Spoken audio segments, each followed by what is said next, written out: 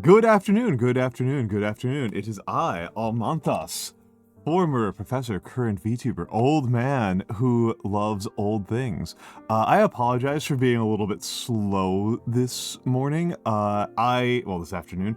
I woke up at 3:30.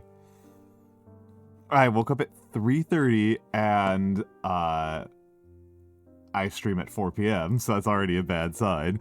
And I was making the rounds saying hello to some people, and I may as well give a brief shout out. My friend Vivi, the lovely, vividly Vivi, directed me to take a quick look at, and I can see that some people are already there. Some of my regulars are already there. But here's a shout out to Mr. Donotto, who is a fellow old man VTuber. His model actually looks substantially older than mine does. He looks substantially older than me. So he is already kind of pulling it off better than I am. But it is his first stream. Today is his debut. So I recommend giving him a little follow. I will not feel remotely offended if you want to spend a little bit of time over there chatting, getting to know him. According to Vivi, this is my sole source here. According to Vivi, Mr. Donato has nearly died 1 million times. He has had an extremely dangerous and ridiculous life. And so, but yeah, I can see Punderful Owls already over there in Melkor. So, hello Nando, hello Nando. Hello.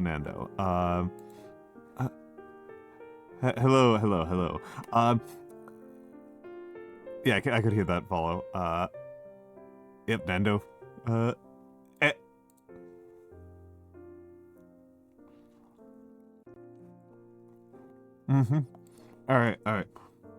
But yes.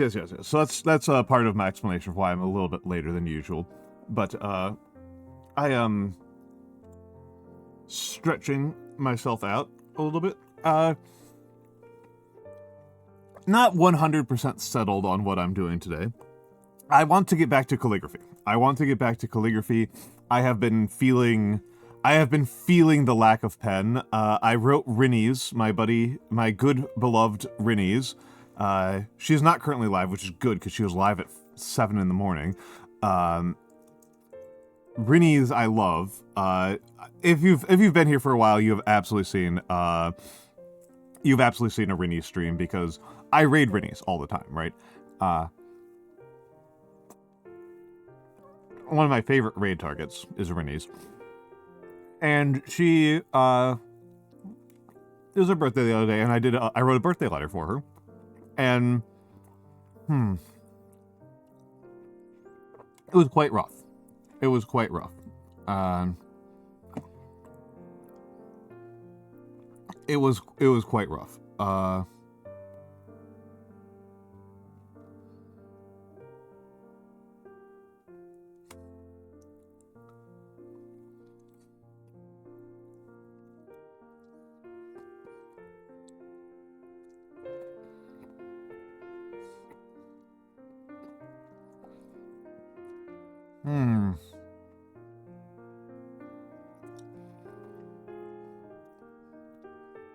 So that's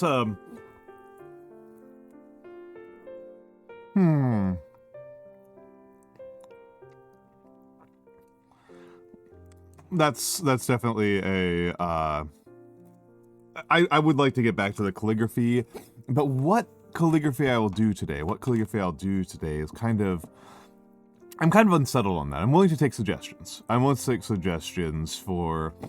For a theme, for an idea, for a conceit. I've historically gone to Ursula Le Guin quotes. That has been like my kind of like stable place to go for calligraphy.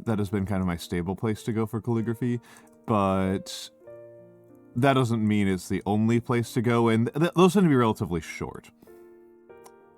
Those tend to be on the short side. Those tend to be on the short side. I will also say that I should probably take some notes to go over some things channel-wise. Though I might hang on for a little bit for going over some of those. I'll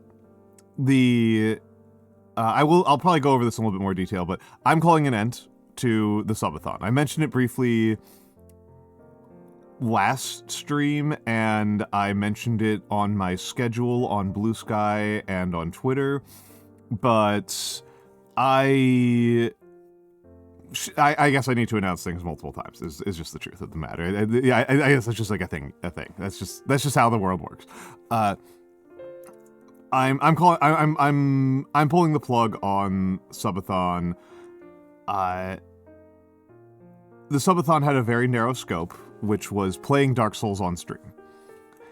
And doing 12 Dark Souls streams in a row, doing something on the order of, like, 100 hours of Dark Souls over 3 weeks, something like that. That's, first of all, a lot of time on camera, but also a lot of time doing one thing, and I think you've all kind of caught on to the fact that I am a bit... I need a lot of variety in my activities. I do not have the narrow range of interests. And yes, Nando kind of hit the nail on the head here. People who were watching it intensely, who are watching it, who watched pretty much, who are caught up on it, so to speak, noticed that I was just not having fun the last couple of streams. That's the biggest part of this. I was just simply not having fun the last couple of streams. It was giving me some pretty substantial brain rot, so to speak, where kind of all I could think about was playing more Dark Souls, even though I wasn't. I was having fun with it for a long time, and I guess I don't know. I don't know if it ran its course. I don't know if I was simply burned out in a local sense. I don't know how much was that a specific moment in the game just was very sour for me. There is a specific moment, I think people clipped it, where like you can like literally see the light go out of my eyes. But I am, I got exhausted. I got really exhausted, and I wonder how much of it is just simply that I miss doing my hand cams. I genuinely wonder how much is that I miss doing my hand cams, that I miss doing calligraphy, that I miss painting minis, that I miss doing talk shows with my friends. I don't know how much is any of those things, but doing 12 streams in a row of one game is too focused for me. And there is a part of me that wants to go back to grinding attempts on Sif. But what I'm actually much more motivated to do at this point is to...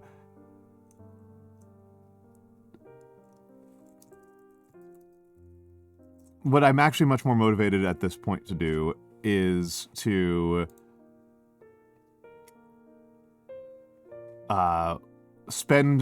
think about my next subathon. I've done 2 subathons so far. I would say both were successes. I would say both were very successful. For a person of my size, 150 subs is a probably unreasonable number to expect. This time we got 279, and the previous time we got 301. So both of these are huge successes. Both of those are huge successes. Both of these are huge successes by my standards, and they are, I've gotten a lot done. I've enjoyed them a lot. Like, I genuinely enjoy subathons, and, I think that my approach as a streamer is going to be... This is one of those streamers who I don't mention very frequently. I talk pretty openly about the streamers who I take inspiration from and who I look and who I'm looking at. But somebody who I don't talk about very often, but probably should a little bit more, is Calligraphy. And I like the way that she does. I like the way that she does things, where she focuses on doing periodic events, where she goes very, very intense for brief periods and then is much more relaxed and takes it a lot less seriously when she's not doing events. And I have actually really enjoyed this. I know that there's a bunch of different ways that streamers kind of try to make their content work and try to keep themselves motivated and moving and all that. But I like, as a matter of of style and pacing, I enjoy doing things in bursts, right? I enjoy doing it in bursts, and this should have occurred to me. This should have occurred to me as like a good content strategy for me, just because that's actually how I held school. Hello Xanadu. Hello Xanadu. That is how I handled school, right? I was a student who was not good at doing homework but was very good at exams. So the fact that I would do a streaming schedule that is based around brief periods of intensity, measured in weeks or months, it makes perfect sense to me. I had been thinking after the last subathon that my plan is to do 3 subathons a year. So do 3 subathons a year. I have a streamer anniversary on May 20th. That is my first date ever streaming, is May 20th. And I have an affiliate anniversary October 20th. And those are not really like a year apart. Those are like 1/3 of a year apart. And then I do another one in February, just kind of to space it out. And that feels like the way that feels good to me, so to speak. That feels good to me and how I like to do things. So I think I might do that. That is my current plan. It is kind of a bit of an extremely long-term plan. That's always an extremely long-term plan. Extremely long-term plans are foolish, right? I think they're kind of foolish. I considered, in the case of this previous subathon, to just change gears entirely and just keep going indefinitely. During the second week of subathon, I was just like, let's keep going. This is great. It was really third week is when the exhaustion like really hit me. But actually I should get in hellos. Hello Pekoneko, who was here before I was awake. Hello Seribot. Hello me. Hello Zanjo. Hello Tayumitsi. Hello iPop. Hello Blosfazar. Hello Tag Barrel Storage. Hello Cat Magician. Hello Ixmidori. Hello Nando. Hello, who am I missing? Hello Xanadu. And of course, hello to all of the lurkers and all of the VOD watchers. There is something that I want to talk about. There's something else I want to talk about. Actually, let's go over to the live. So here's the results of subathon. This is the final results of subathon. I haven't gone through and done what I did last time, which is put check marks next to the completed ones. The completed ones are new model redeem, emotes unlocked, more emotes unlocked, and more emotes unlocked. Malort is going to, the PNG tuber is ready. That's very cute, Pekoneko. I really appreciate that. Did I say hello to the lurkers and the VOD watchers? If I didn't, I apologize. Lurkers and VOD watchers. I know you guys are very special to me. I think it is very important that you guys feel appreciated, even if you are not seen directly, even if you do not wish to be perceived. I understand. I really appreciate it, and I know at least one VOD watcher who tells me that they watch my VODs. If you do watch if you're another VOD watcher, please tell me. Really warms my heart. It really warms my heart. I don't know what to do with this information, but it does change how I think about streaming a little bit, because I tend to think of my streams as very disposable rather than worth preserving. And so knowing that there are people who watch the VODs does change how I think about that. I very much think like the reason to watch my streams is because I'm so interactive. And if I'm not interacting, then like why would anybody care? And it turns out that this is not true. And it's good to get the reinforcement there. ASMR stream. ASMR stream will happen probably sooner rather than later, because that's relatively easy. Bad fiction stream, I need to do sooner rather than later. Hello, Humter. Hello, Humter. I am about to go over those tweets. Hello, hello, hello. I am good. It's just, and let me turn off the death counter and the break debts. 12 streams in a row of the same game is a little bit much for me. Well, so Xanadu, the last Bad Fiction stream, I read the short story The Eye of Argon, which is staggeringly bad. And it's an old people's bad idea of a bad fiction. It's from like 1973, I think. I would probably do a different one this time, just for the sake of variety. And I still need to choose which one it will be. I would probably prefer. I'm willing to take suggestions. I am very willing to take suggestions. We're looking at, like, let's talk about it. Like, 10 pages is probably good. Eye of Argon was 20 pages, and reading Eye of Argon and commenting on Eye of Argon and explaining how I think and feel about Eye of Argon, 20 pages was way too much. 20 pages was way too much for one stream, so 10 pages is probably more appropriate. It would probably be more appropriate for these purposes. That said, we could grab something really long and just grab a 10-page clip of it, a 10-page highlight of it. There are some pretty infamously bad ones that I don't want to do. No, I don't, Hoopter. I don't. I am putting forward that this is an open call right now. That I will take suggestions for what bad fiction to read. Shadversity is an option. I will say there are a couple of pieces of bad fiction that I really don't want to do because they're bad in ways that are not as much fun to make fun of. The Turner Diaries is a badly written book, right? The Turner Diaries and the Harry Potter's Methods of Rationality are badly written books, but the quality of their writing is less noteworthy than their inspiration to terrorists.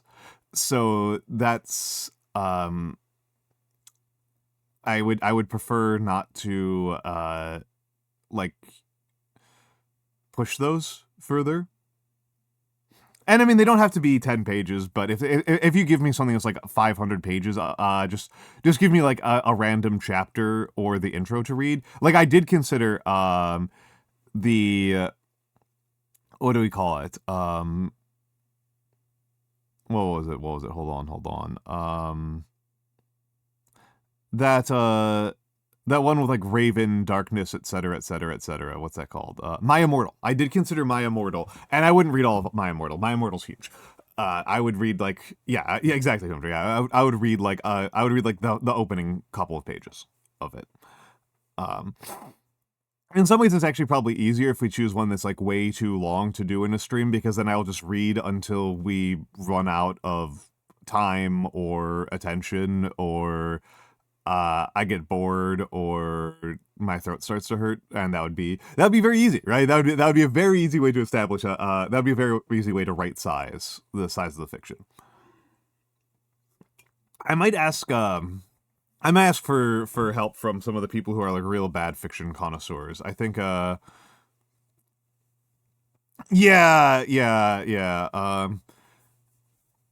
One of those things that they don't tell you in school unless you go pretty far into school, unless you start taking like nationalism and sociology graduate school classes, one of the things they will not tell you until that point in your career is that Mein Kampf is actually quite badly written. Mein Kampf is more boring than it is like offensive, to be blunt. It's just boring whining is what Mein Kampf is, which is I don't think what he was going for.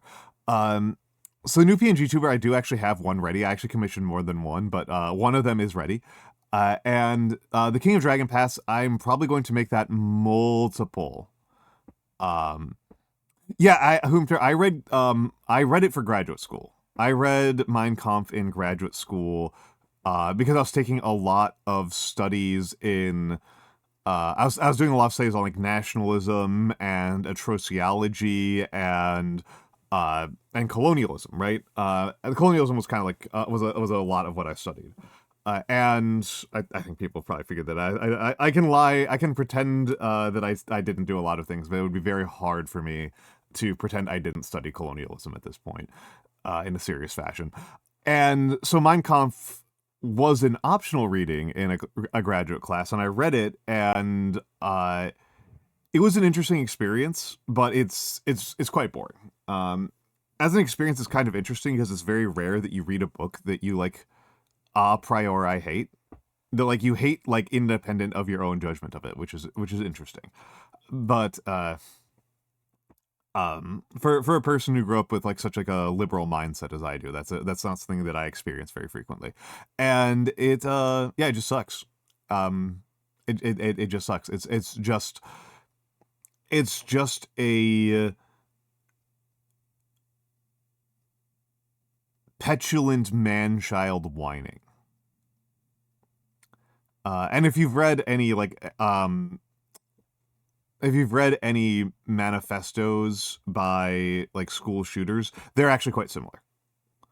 School shooter manifestos are often very similar types of things. If you read like Elliot Rodgers' manifesto, it's the same kind of thing where it's just like, seriously? Like, Elliot Rodgers' manifesto stands out as a particularly dumb one. Elliot Rodgers' manifesto has like 30 pages of like whining about World of Warcraft patches. It's like, dude, like what? Like, well, I mean, I guess if there's any lesson to take, yeah, I know, right? It is kind of funny. It is kind of funny. Like, this is the legacy you wanted to leave to the world. But the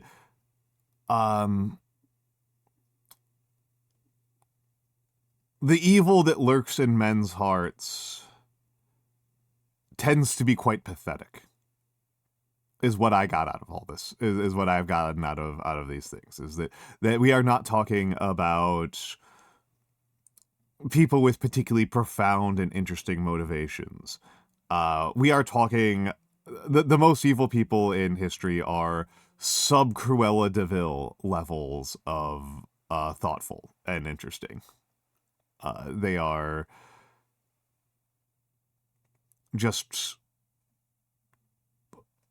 whiny, petulant little assholes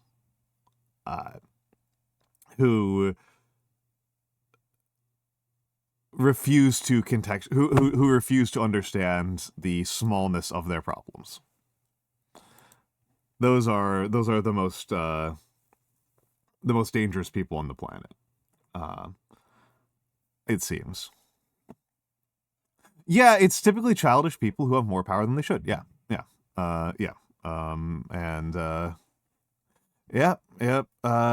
Well, it's, I mean, I'm sure that, hold on, I forgot to turn back on my background music. I am sure that all of us can think of,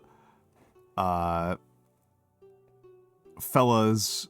Yep, Hoomter, that's a very specific one. That's a very specific one to think about.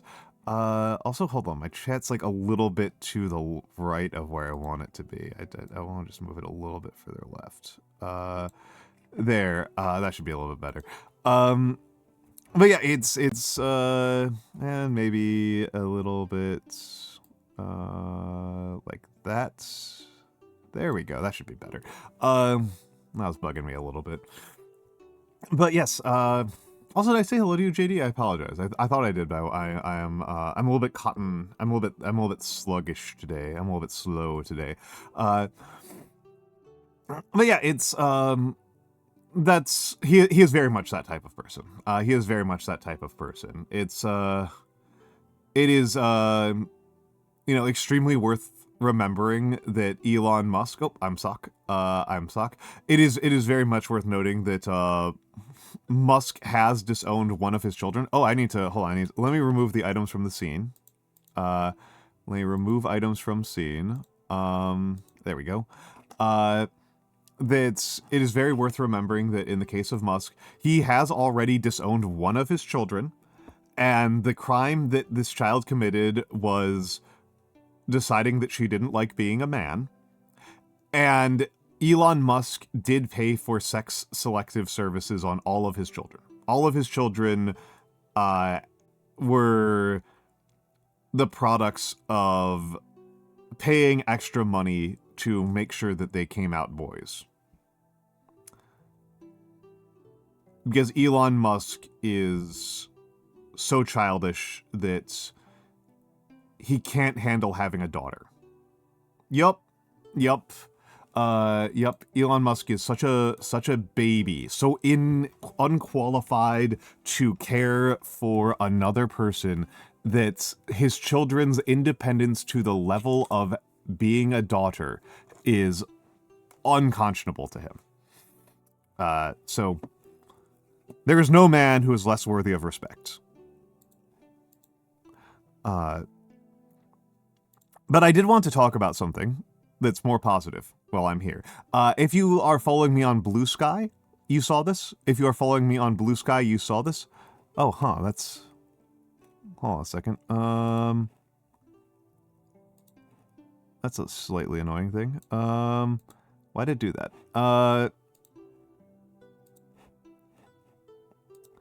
Let's transform, fit to screen, and resize it a little bit.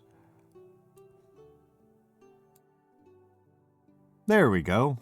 There we go. Yes, we're doing a little bit slideshow. We're doing a little bit of a slideshow here. So, I wrote this on Blue Sky, and it is mostly streamer advice. It is mostly streamer advice, and I always have to caveat this. I am not a turbo successful streamer, right? I am not a turbo successful streamer. I am a modestly successful streamer. I am a modestly successful streamer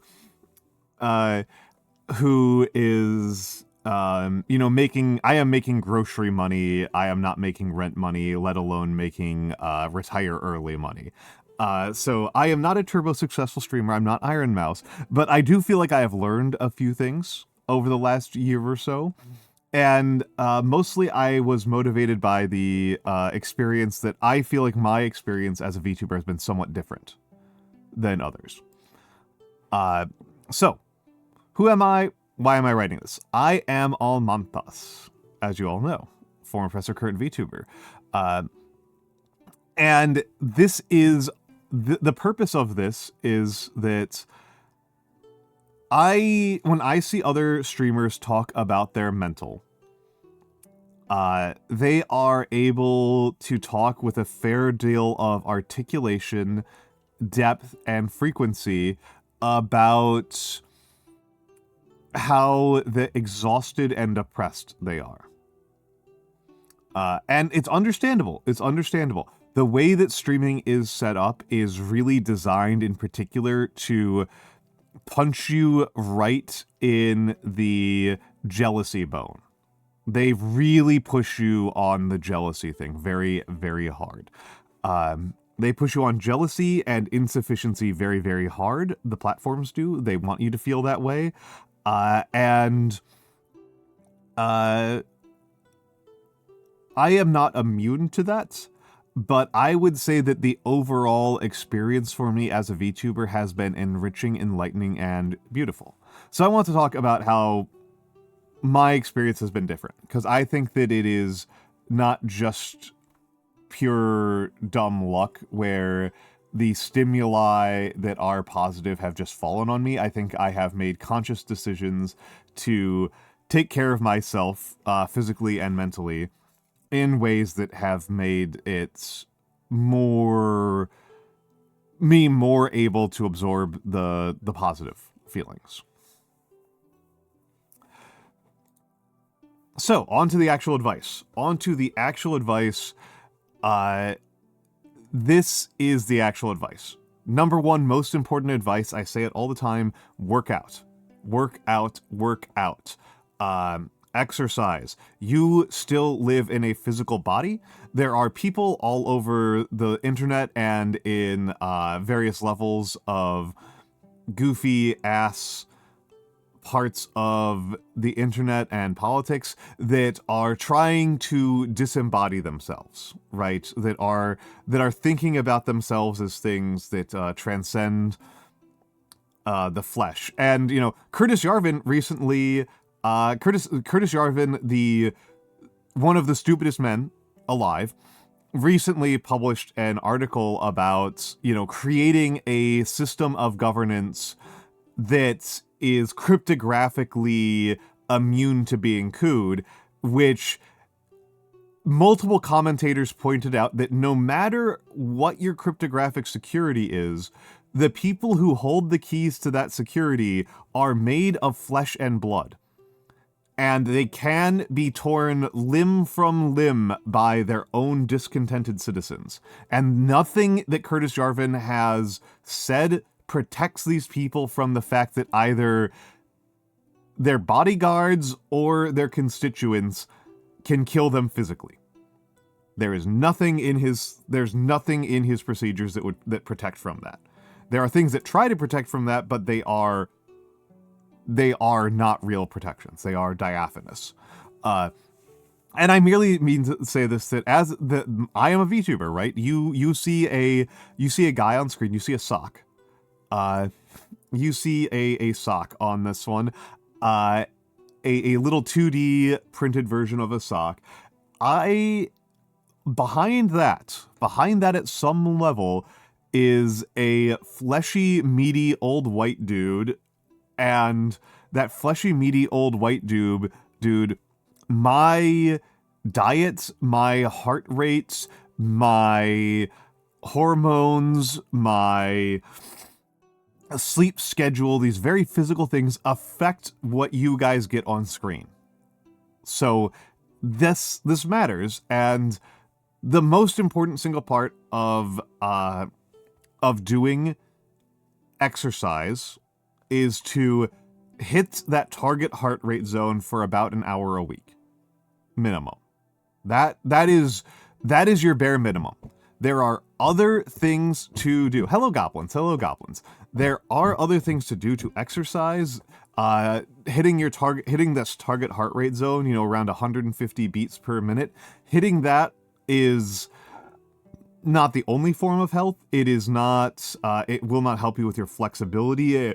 It will not necessarily help you with the strength of your skeletal muscular system. It will not improve your immune system very much. But it is necessary to keeping your... It is just flat out necessary to keeping your heart together. And you need that together. You need that to do that to counteract the effects of sitting in a chair so much. You need to do that in order to counteract the effects of being so sedentary, and you need to do that to counteract the effects of how anxiety-inducing streaming can be. Like, you just gotta freaking do it. You just gotta freaking do it. This is the bare minimum. Is an hour of cardio a week. That is the bare minimum. If you want to do other exercises, those can improve your health in all sorts of other ways, but yoga and lifting are not substitutes for running, fencing, salsa dancing, step mania, extremely vigorous sex, whatever you are into as your source of cardio. You gotta keep the cardio up. That is the bare minimum. And I mean it. This is a particularly important part here. This one's particularly important, and I was actually expecting to get yelled at for this one, which the fact that I haven't showcases that, yeah, Stepmania requires a computer. The reason why I didn't get yelled at is, I think, just because Blue Sky is full of more reasonable people, which is not true. I think I just didn't manage to wind up on the Discover feed. I think if I had, I would have gotten yelled at for this one. But if you are suffering from some sort of disability, if you are suffering from something that physically reduces your fitness for reasons that are external, an old injury, a congenital defect, that makes this more important. Not less. I see people all the time be like, oh, I can't exercise because I have this, that, or the other thing. No, that makes it more important. If you have a disability that prevents you from exercising in the ways that the majority of people do, in the way that I do, if you have an issue with your bones, if you have an issue with your muscular system, if you have an issue with if you have arrhythmia, for example, and that means, so, like, the way that I exercise, right, is I started from a stance of being a fat old man, and then I did the Couch to 5K program. And before I even started the Couch to 5K program, I went on walks of several miles in order to condition my feet, because my feet were not used to walking distances longer than about a mile. And so I conditioned my feet and got myself used to scheduling my time in that way, and then I did the Couch to 5K program. If you have arrhythmia, this is not a smart way to do things. And where I'm going with this is that if you do have an issue that poses a challenge and an obstacle to exercising in a way where you pick up a standard set of exercises like Couch to 5K, go to PT. That is I really want to emphasize this. This is a better use of your money than a gaming PC, than a new chair, than a new model. This is a much better use of your money. There are quite successful streamers on PNG tubers. There are successful streamers I know who are running computers that are not gaming PCs at all. Those things do help. They are not as important for your streaming capabilities as having an exercise regimen that makes sense for you. You've got to fucking do it. If you have health problems, I understand, I am sorry, but that just means you've got to talk to an expert. It's just too important. It's just too freaking important. Frankly, it's more important than streaming. It is more important than streaming, but in terms of making your streams better, it is more important than a graphics card. It is more important than a Herman Miller. It is vital that you figure out what works for you. And again, if you have, I emphasize arrhythmia because arrhythmia is the number one, the number two best excuse for not being able to run. The best excuse being that you don't have legs, or you have another skeletal muscular defect, like lower body paralysis, that just makes running physically impossible. But it is the best excuse in terms of, like, I'm just generally not healthy enough as arrhythmia. People with arrhythmia still get prescribed running. They get that as a prescription. You just have to do it very, very carefully and very, very thoughtfully. And this is the most important part about health, is that when people hear about exercise and they are not familiar with it, when exercise is not something that they are familiar with, that is not a normal part of their subculture and their activities for life, then they think that they think about working out in absolute terms. They're like, well, what's the point of working out if I'm never going to get X goal? If I'm never going to run a marathon, why bother? And the answer is that that's not the point. The answer is that exercise is a relative thing. Exercise is relative. This is not about that chart I used earlier. This is a relative health investment. This is relative. This is not about where you should be. This is not about, like, I did not write, like, you should run a 5K in 25 minutes. That is not what I said at all. I am trying to run a 5K in under 25 minutes, but that's because I like that. But that's not a health goal. The goal is to get your heart rate to an elevated level in a controlled and safe situation so that your body is used to feeling those high heart rates and can handle them better. That is the goal here. The goal here is to strain your body in safe, controlled ways such that your body becomes stronger than it was before. If the only push-up, if you are trying to do push-ups, and the only push-up you can do is like a chair push-up, right? Where you are not parallel to the floor, but you get from like a 75 degrees to like 60 degrees type of push-up, where you are where you are not pushing up the majority of your body weight, but only a small percentage of it. That's fine. Do it. You're getting stronger. The point is not an end point, it is to be stronger than you were the day before. That is the goal. That is the goal. You are trying to be healthy. Read books. Read your freaking books. And the reason for this, I have this theory that the most important part of that it is very important for you as a person to have a media diet in your life that is highly varied. To have a highly varied intellectual diet. That it is like food. That if you have a diet that has a lot of protein, that means you need to add more fiber. If you have a diet that has very little protein, you should have more.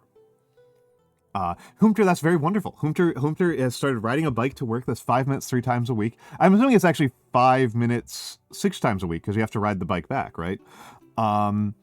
That's good. That's very good, Humter. This is ideal. This is ideal. You know, something you already have to get to work, right? I used to run to and from work because it's like I already have to go to work.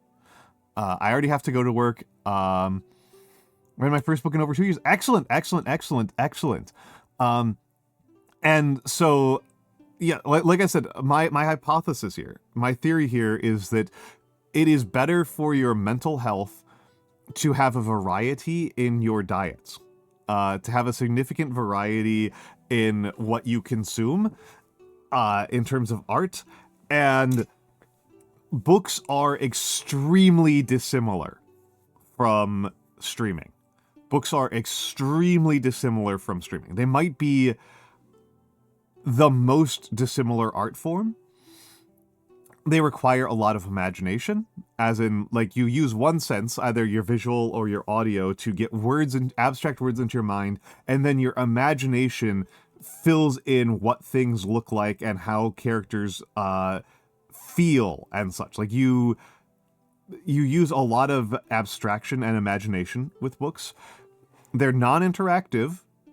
You know, you just passively consume them. This is the biggest one to me. They have a deliberate edited endpoint.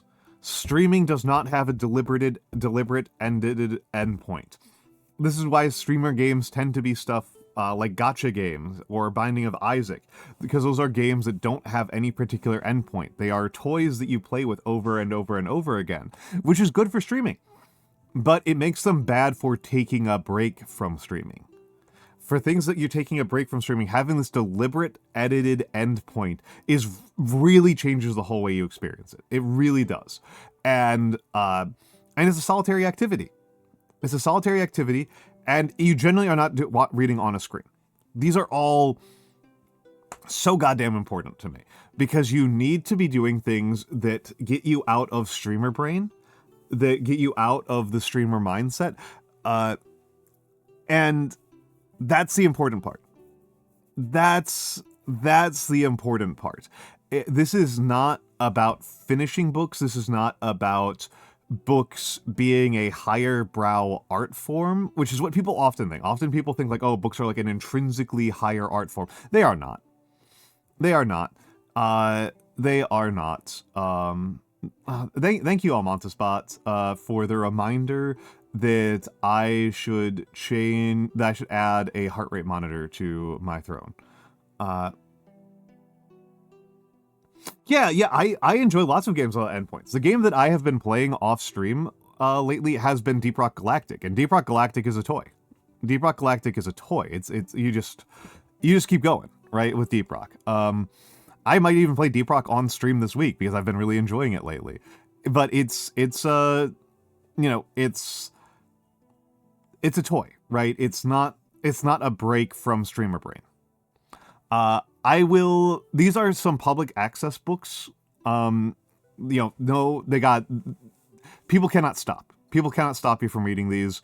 Yeah, Conquest of Bread is great. Conquest of Bread is great. Conquest of Bread might actually be the easiest read on the list. That might actually be the least complicated, most approachable book out of the ones I listed here.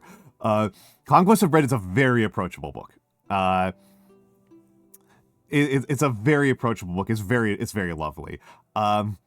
But like Pride and Prejudice is good. Pride and Prejudice, I should talk about a little bit more at some point, because when people talk about like the highbrow, like what is the book that gets you around like literary people, that gets you literary credibility? It's Pride and Prejudice. It's Pride and Prejudice. It's not actually about knowing that many other books. It's Pride and Prejudice. If you know Pride and Prejudice, you can fake your way through like any level of highbrow party. Like that's it. Like that's the only one you truly really need. Like Infinite Jest might help, like Ulysses helps, Capital helps, any sort of CLR James helps, but no, just read Pride and Prejudice. Pride and Prejudice is definitely the lowest entry ticket for getting through the gatekeeping that people worry about with highbrow people. No, it's Pride and Prejudice. Epic of Gilgamesh. Epic of Gilgamesh actually rocks. It really rocks. Like like that people preserved copies of it for thousands and thousands of years and keep going back to it is true. It's worth doing. And I now know 4 people who have gotten laid because of Epic of Gilgamesh. It is the original yaoi. It is the oldest man yaoi. I know like 4 guys who have gotten laid because of Epic of Gilgamesh. Read the fucking Epic of Gilgamesh. It's really short too. It's really short. You can read it in an afternoon. Like not even like a hard afternoon. Like you can read it, like you can breeze through it in an afternoon. Read Epic of Gilgamesh. Read Epic of Gilgamesh. It rules. Iliad is very long, but at least like it rocks. Frankenstein is actually way better than you think it is. Thoughts Out of Season is just my favorite Nietzsche. Zhuangzi is the best ancient philosophy of them all. There's some other ancient philosophy I could put down. Tacitus is actually a really good read. Obviously, I like Mengzi a lot. I like Confucius a lot, but it's got to be Zhuangzi. It's Zhuangzi. Yeah, I did. I did. Cat Magician, apologies. You probably mean to spell it this way. Interest is piqued. It's pronounced the same way, but it's a different concept. Interest is piqued, P-I-Q-U-E-D, means that it has been provoked or is alerted, whereas piqued, P-E-A-K-E-D would mean like it's about to get bored. I'm about to get less interested. So you probably mean P-I-Q-U-E-D. But yeah, no. That's really funny. That's really funny that I tell people like Epic of Gilgamesh gets people laid, and they're like, oh, really? Yeah, it does. It does. Yeah, like the ship. Yeah, Dracula is almost on. I almost put Dracula on here. I am probably going to create a thread on Blue Sky that links to some of these books. that links to, you know, Dracula, Dubliners, Pride and Prejudice, Iliad, Zhuangzi. Zhuangzi's so good, man. Zhuangzi's so fucking good. Zhuangzi's insanity. I mean, Cat Magician, if you are not a native English speaker and you want to read one of these books as an English lesson, Dubliners. Dubliners by James Joyce is the one to read. James Joyce is an extremely clear, straightforward writer. He doesn't write like a maniac. If you talk like Jane Austen, people will be like, "What the hell is wrong with you?" But if you talk like a James Joyce character, you'll sound pretty natural. So if you're looking for English lessons, use Joyce. Yeah, Pequod is different. Pequod is also different. Hello, Scaldy. We are 10 seconds out from ads, so we are going to do that. We are going to do ads. I will be back in a minute.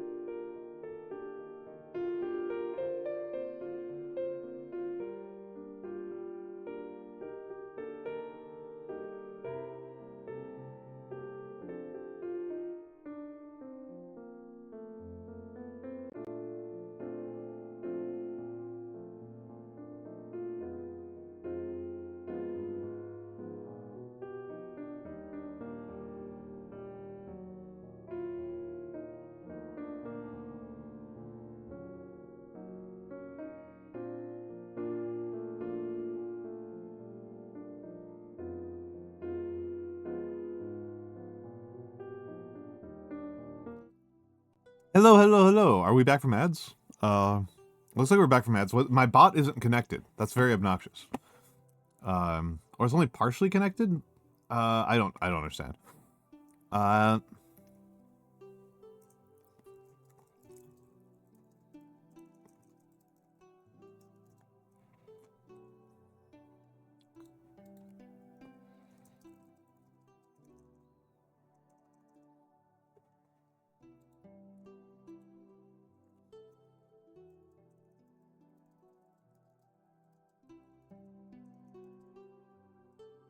I'm trying to figure out I feel like the pricing on this should be like definitely greater than 500, but probably less than 1,000.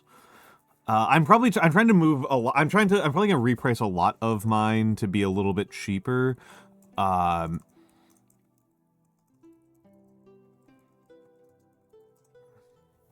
I'm trying to price a lot of mine to be a little bit cheaper. Let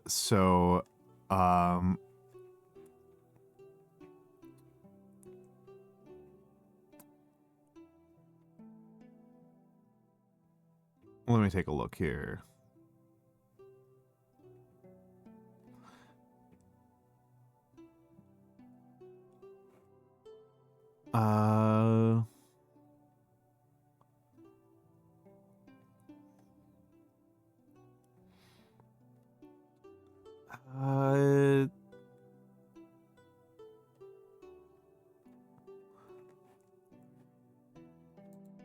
I am just going to make this 1,000 for now before I do my big repricing.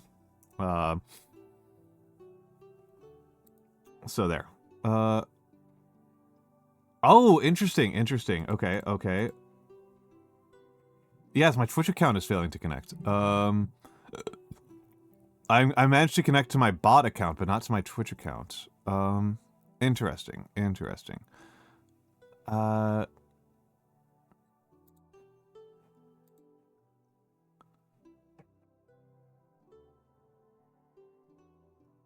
I need to figure out what's going on here. That's very strange. That's very, very strange. I'm going to try it one more time, but I don't think it'll go through. I'll just have to write it down. Almantas.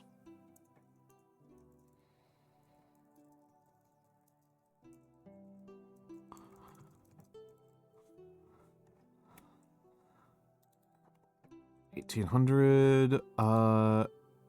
Yeah, it failed again. I'll just have to write this down. Unfortunate. It's a good emote. It's a really good emote. I love it a lot. But yeah. So read books. Read your freaking books. What do I mean by books?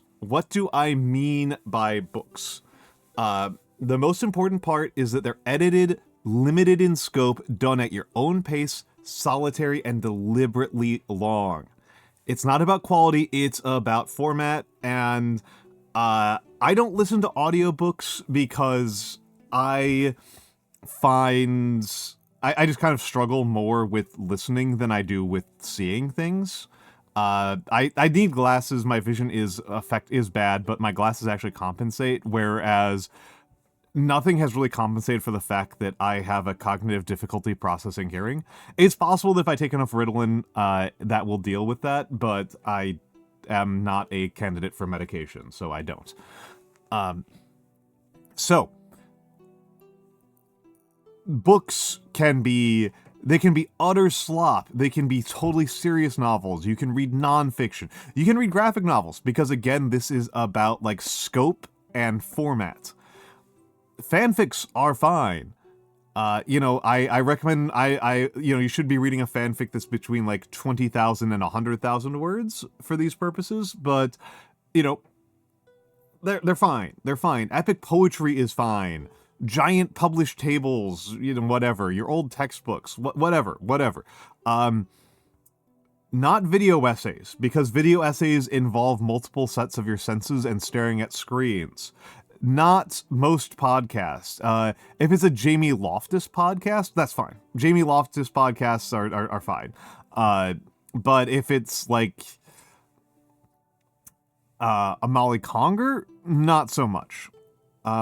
Posts and articles do not count. As much as I want posts and articles to count because I read a lot of them, they don't actually fulfill this need. I read a lot of posts, I read a lot of articles. I read way more articles than I read books, by a lot. And they don't do it. They don't work. They don't friggin' work. I can tell you from experience, the articles don't do it. The articles don't friggin' do it. This is a mentality shift, and if I was organizing things by levels of abstraction, this would have been the first. Technical documentation is fine, as long as you are absorbing it, and as long as it is, like, as long as it keeps you at a decent, as long as it keeps you decently busy. A technical document that's just like 2 pages long, no. A technical document that's 200 pages long, yes. Yes. I mean, Molly Conger is insane. For people who have never heard of Molly Conger, she is, like, a staggeringly impressive researcher. Like, she's a staggeringly impressive researcher. It's actually, she is a deeply intimidating person. You know, she's crazy, but her podcasts are, she has podcasts, but they don't really, like, individual episodes have an ending, but, like, they don't overall have, like, an intended arc to their end. They're just kind of like, here's a bunch of weird little guys. Which is cool and useful and alarming. But this is a mentality shift, and if I was organizing by levels of abstraction, I would have put this first, but I was instead organizing by import. Streaming is a performing art. Content creation is the tax that we pay.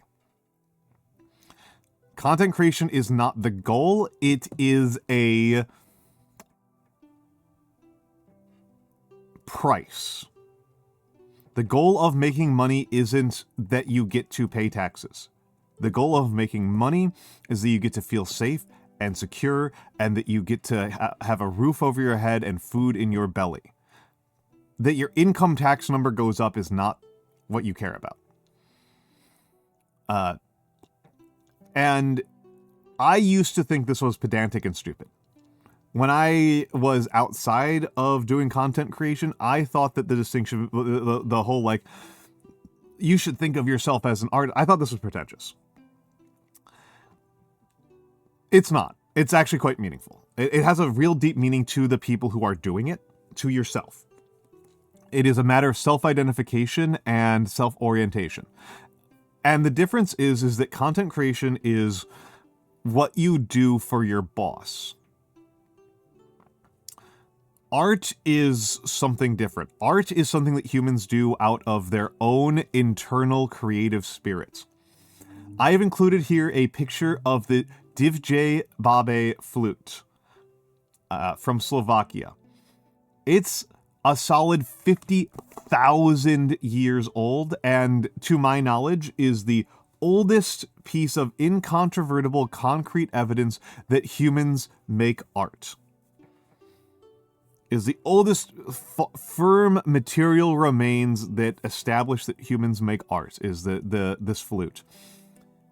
50,000 years. That's so old. That is so much older than content creation. This has a couple of things that I think are important lessons to take from this. The first is that humans don't need to be economically motivated to make art. This is a huge difference with content creation versus art, is that content creation, you are externalizing your motivations. You are taking whatever motive you have in your body, and you are saying, no, I will not listen to that. I will instead listen to what YouTube and Twitch and Blue Sky, the programs, not even the people on them, but the programs, tell me my art is about and should be for. Don't fall for it. Don't fall for it. You want to fall for, I am making art because it is beautiful. I am making art because it is lovely. I am making art to make art. That is where you should be at. That is a much, much healthier place to be at. It will make you feel much, much better about yourself. Do it that way.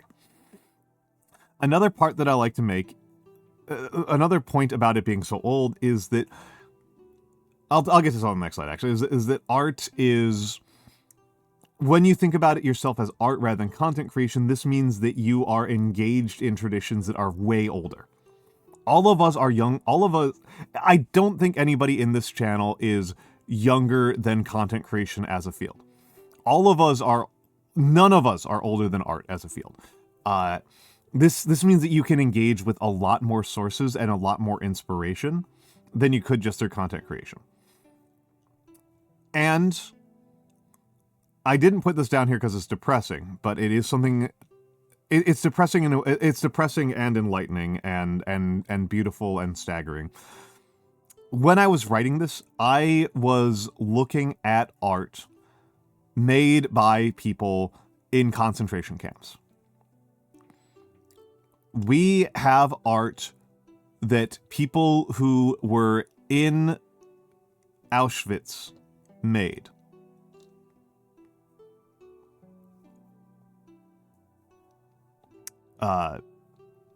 You know, we have drawings and watercolors and carvings and writings from people who were living through the worst experience a human has gone through. The most socially dire experience that a human has gone through. And they still made art. And to me, this is something I learned from Elizabeth Sandiford, but to Sandiford, and she convinced me on this, so to me as well now, because that's how ideas work. This is evidence that humans need to make art. That we need to do it, that it is a thing that we love to do and need to do, and not that it is a thing that we only do because we are pushed to do it. That is part of the reason why I think this is so important, is that I really, as bad as living in 21st century America is, as of March 2025, it is not. There are very few people who can claim that they are in as bad a situation as Jews during the Holocaust. And the Jews during the Holocaust kept making art. They still found it in themselves to do it. And they made some beautiful stuff. And I feel like as a matter of honoring that legacy and that pain and that experience, we've got to keep doing it.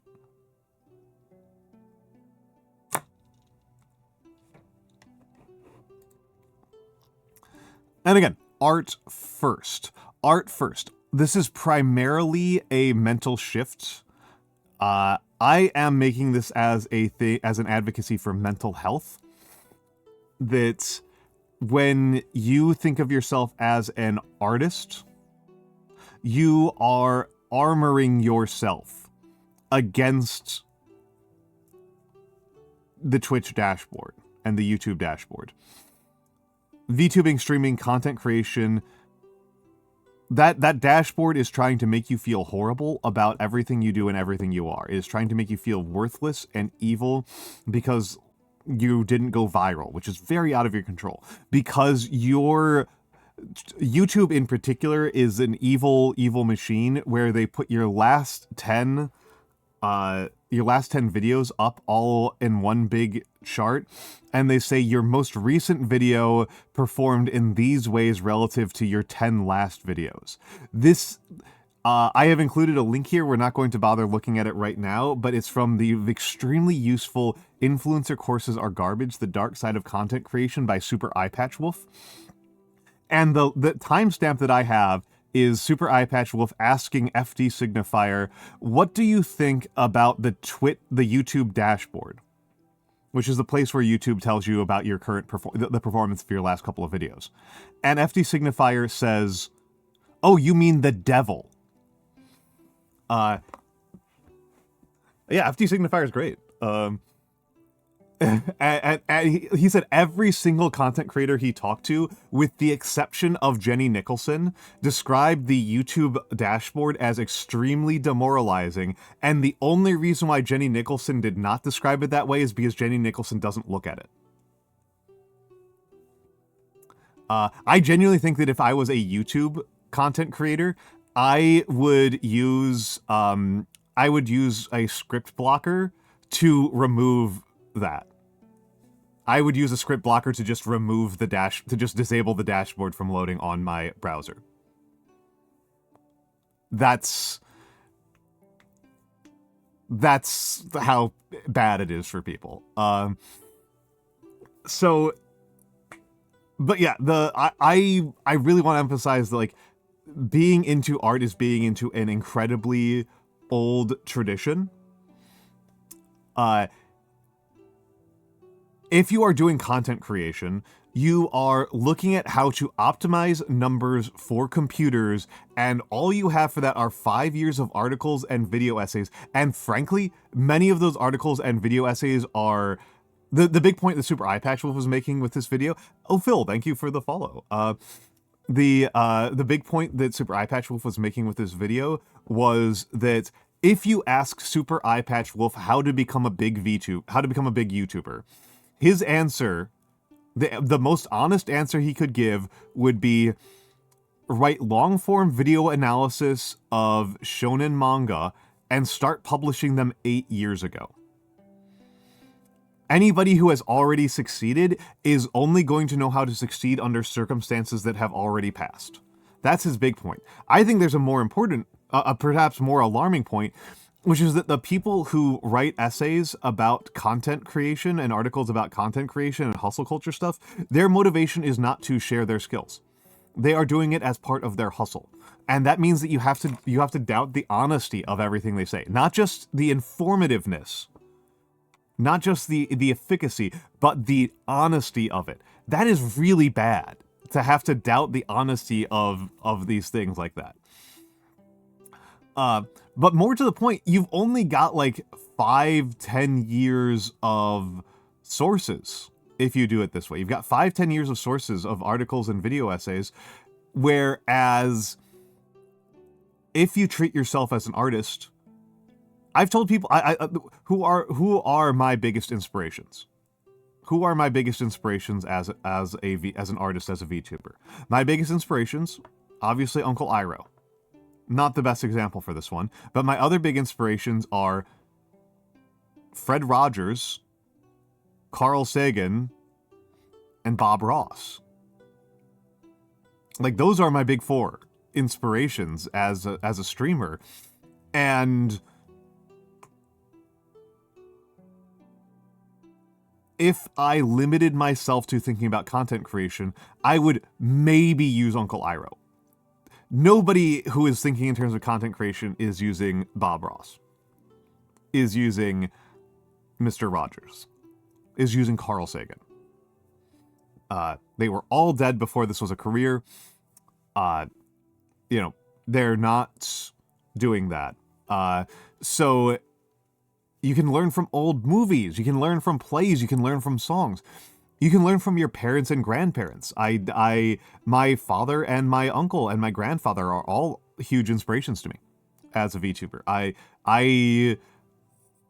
read things that they left to me as inspirations to think more deeply about what I'm doing and how I can do this. There are books on public speaking from ancient Rome. We have books of rhetoric from ancient Rome. You can use such a deeper, broader source base for understanding yourself as an artist.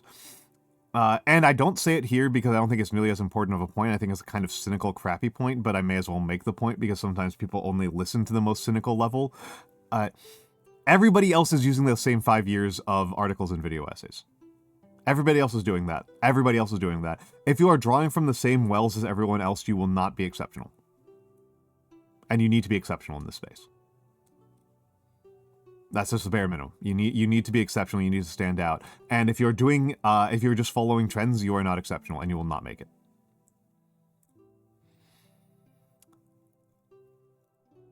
Frequently said, rarely obeyed, protect your time.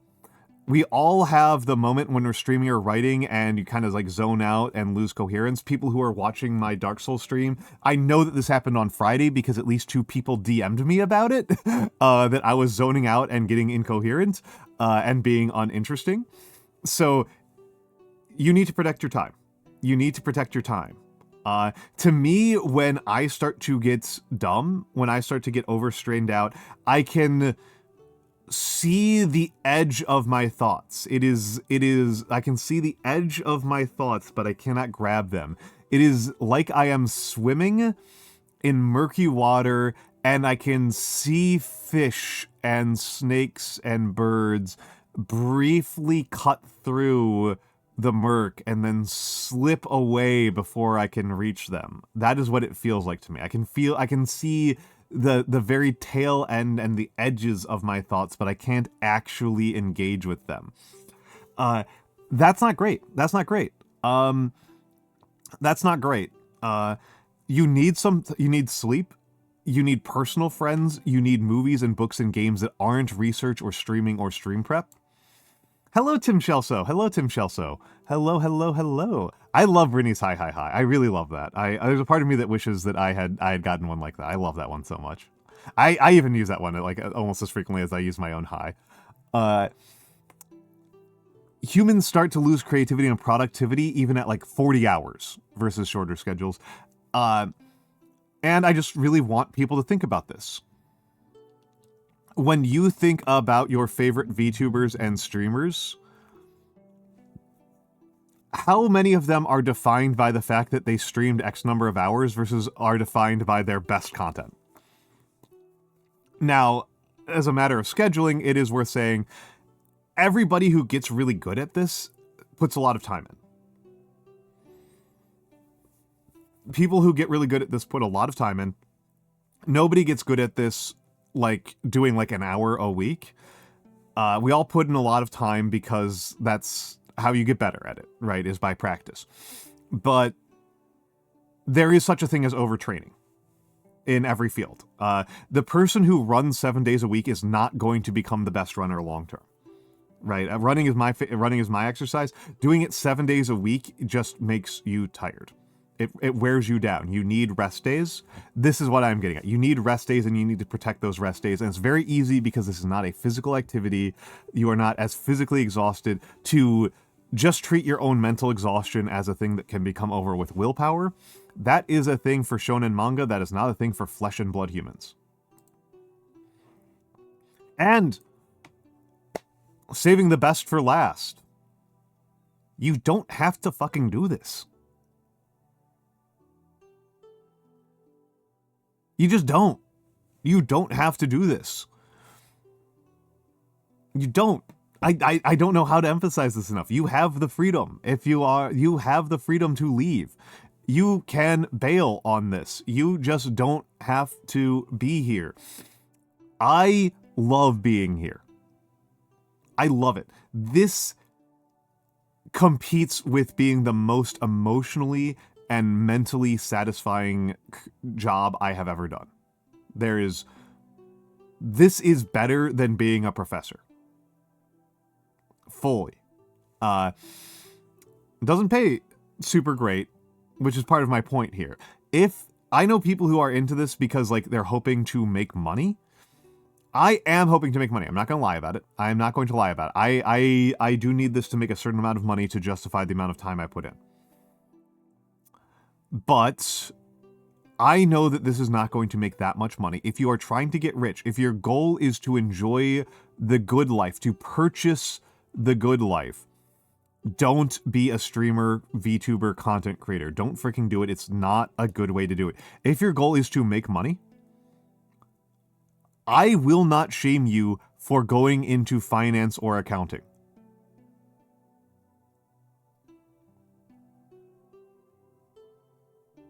I won't do it. Like, if you want to make money, do things that directly make money. Like, doing something where the things that distinguish people are not their desire to make money, but their desire to create art, to connect with other people, and trying to use that as a medium by which you get to the thing you actually care about. That's stupid. That's stupid. You are making it way too hard on yourself. And to be completely blunt, to be even like more cynical and blunt about it, if your goal with content creation is to use it as a money-making endeavor,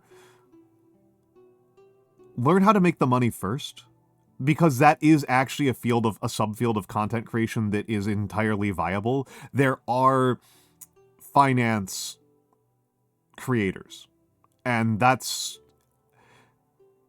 is a better thing to try to be. Being a sincere, blood-sucking vampire who creates videos about flipping houses and investing in stocks and accounting practices. Being a sincere one of those is much better than being an insincere gamer.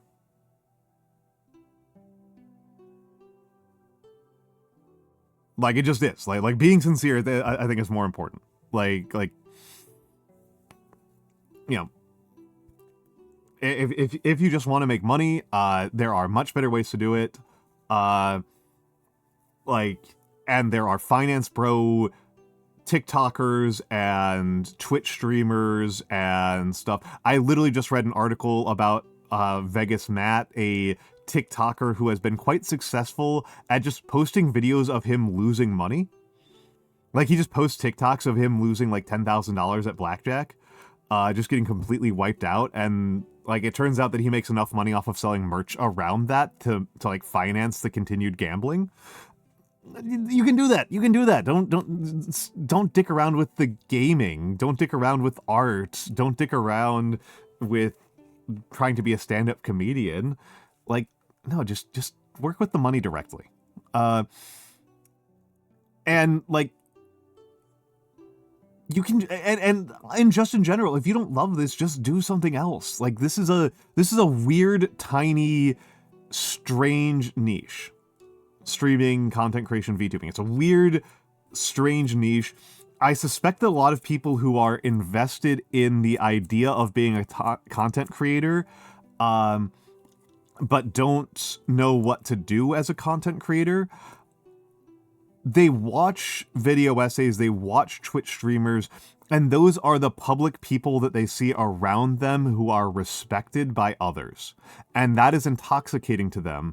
And they want that respect. They want to be a community leader, etc., etc. I understand that. I've made my entire lifestyle about this, and now I lose all my friends and social connections if I stop. First of all,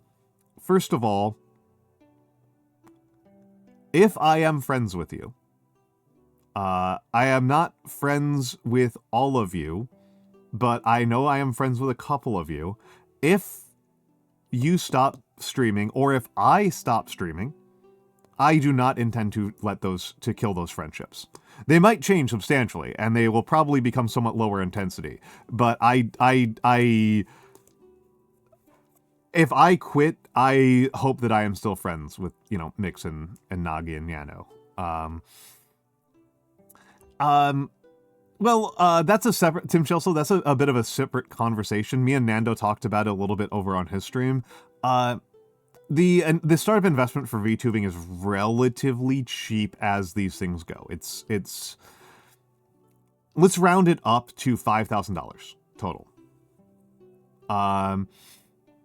Let's round it up to $5,000.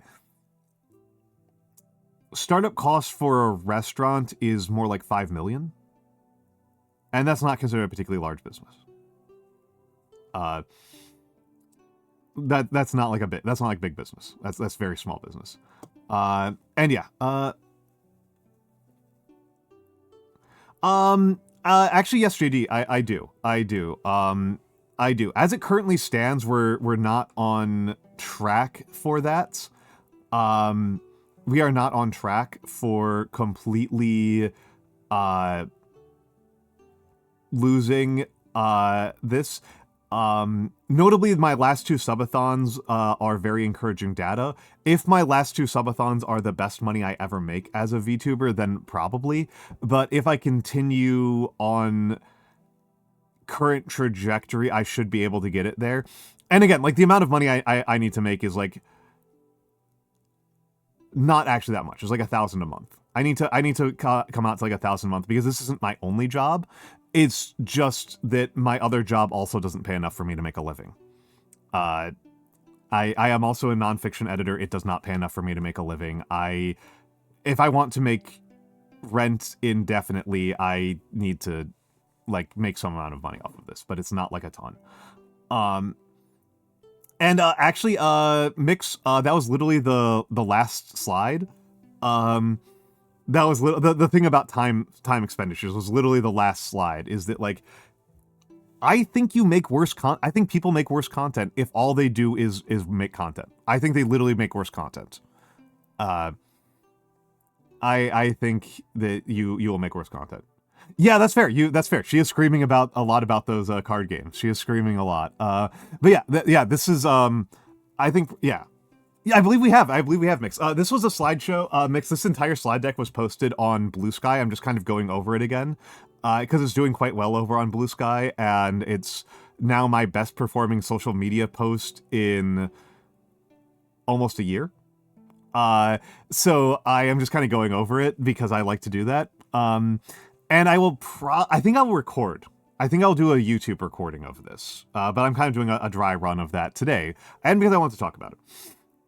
I will say that $100 is actually a lot to spend on a PNG tuber.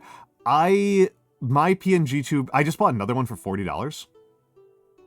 Yeah, no, Mix, this is something you've talked about with me frequently. Me and Mix have talked about this frequently before, is that a lot of people inside content creation, like, they started here.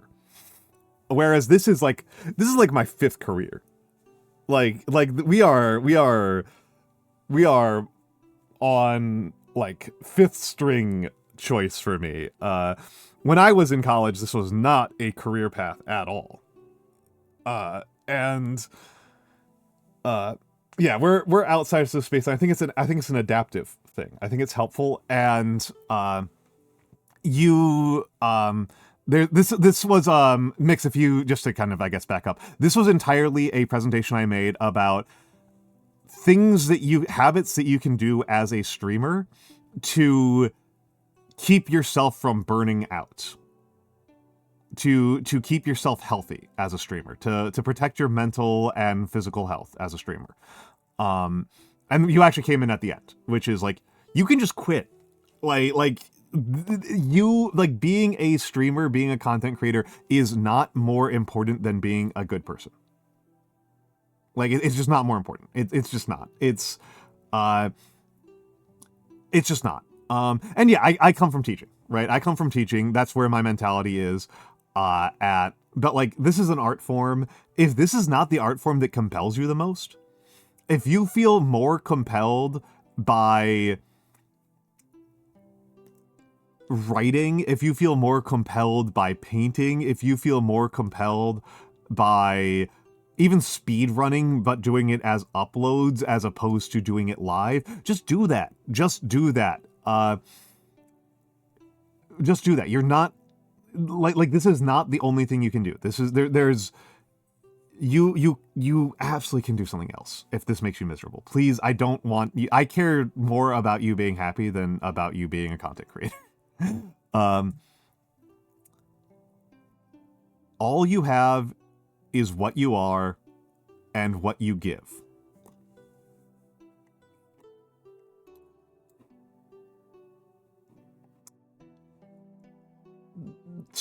I love streaming.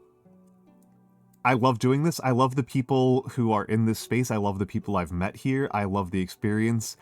I love the art that gets made here. If people leave because they burnt out, because... Oh, did I get DC'd? Okay, that's weird. If people leave because they got burnt out, because they didn't take care of their bodies, because they looked at the numbers too much, and the numbers made them want to die, those are losses. If you leave because you don't love streaming, that's not a loss. That's just making the right choice. If you leave because you didn't take care of yourself, that is a loss. And that is a loss to you and to me. Just take care of yourselves, people. We need you. Anyway, that's the end of this presentation. That's the end of this presentation. Aw, that's good to hear, Pekon Neko. I appreciate that. I appreciate that. That's the end of this. In the interest of following my own advice here, oh, hold on a second, not you. We don't need that. In the interest of following my own advice here for a change, as bad as I am at that, I am probably going to keep this a relatively short stream. As we saw the last couple of weeks, I was streaming like 30 plus hours a week, and I would like to stream 4 times a week, but keep it relatively short. I would like to keep it relatively short, just as a matter of, hold on a second here. How do I do this?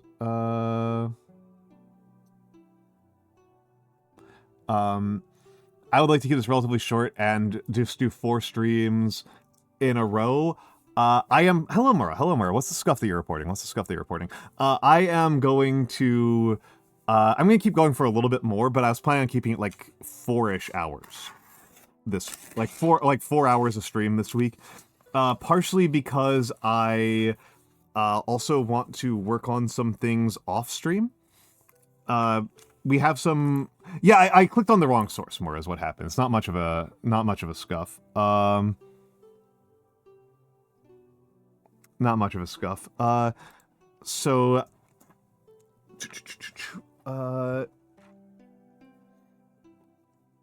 there we go. There we go. I mean, my face breaks whenever I look at my OBS. My tracking camera situation is imperfect. But we're going to do a little bit of calligraphy here today. And let me, hold on a second there. We're going to do some calligraphy and let's do a calibrate. But yeah, we haven't done calligraphy in a minute. Prepare for flashbang. No duck sauce. I apologize, I don't know what you mean by that. Duck sauce is a delightful, very sugary sauce that Americans have with spring rolls. Yeah, absolutely. No, mix is incredibly useful. Yes, this is also CableKnit. Yeah, this is a CableKnit. This is a button-down sweater. I like it quite a bit. I should put some more sweaters up on my. Hold on a second. Let's. No, other way.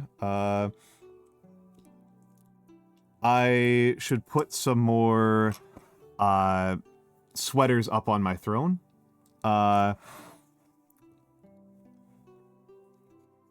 That would be a nice thing to do for myself. But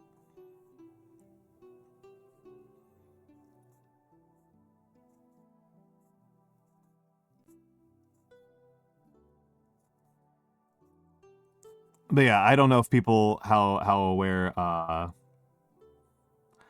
Went to the park and fed peanuts to the local crows. Excellent. Let me hold on. I'm gonna auto refocus Droidcam. Okay. Droidcam is refocused.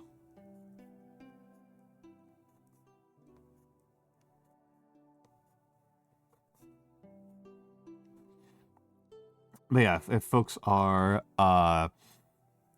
really aware, you can probably tell that my hand is a little bit shakier than it's been. Than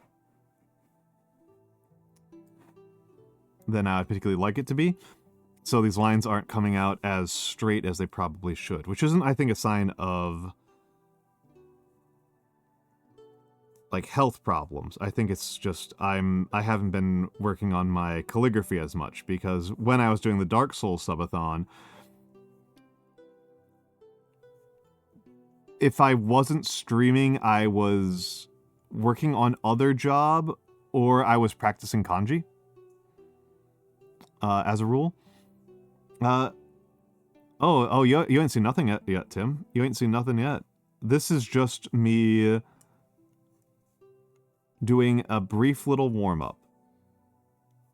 Alright, this is just a brief little warm-up. This is just a little warm-up to make sure that the ink is flowing, and I'm just trying to make sure the ink is flowing. Let me get myself into a better voice state. Yeah, I'm just making sure the ink is flowing and that my hand is steady is all that we're doing here. We're just doing some very basic stroke practice for the moment. And then we're going to do some warm-up sentences. And then I will start doing some actual calligraphy. Yeah, just doing a little...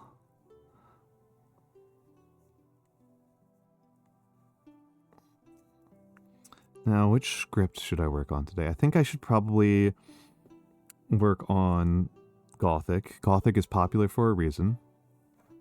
Write something. No, this is a fountain pen. This is a fountain pen. I don't have. I prefer using fountain pens.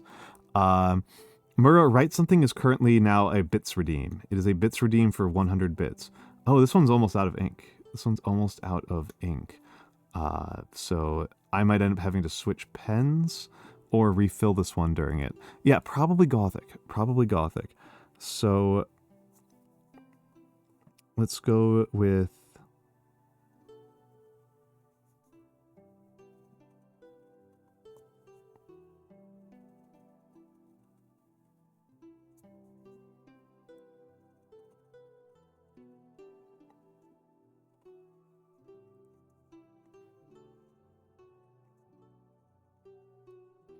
So you can already see I made a mistake right there. Gothic is a very unforgiving script.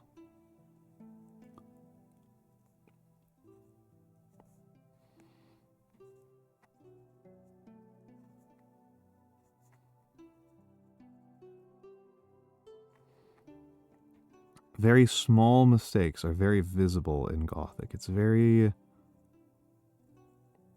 very challenging.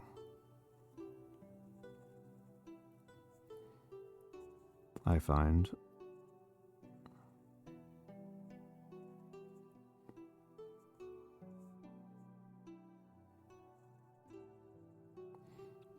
And some of the letter forms I'm just never quite happy with. K's in particular stand out. No, Mura, it's that I have gotten some... It's that I am trying to treat this professionally, and so for the stuff that I can do professionally, I should treat them professionally, right?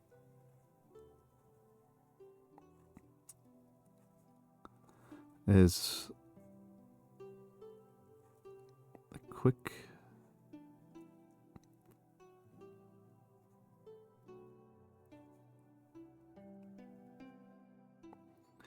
And of course, you know, astute readers may know that W's are a artificial intrusion of modernity into Gothic. I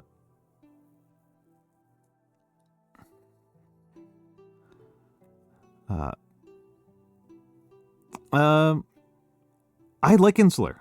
I like Insular a lot, Dark Remag. I actually really like Insular. I'm only really practiced with Insular Minuscule. I can do Insular Majuscule, but I kind of prefer Minuscule. I like Insular a lot. I think it's a fairly challenging script. There's a reason why it's a prestige script.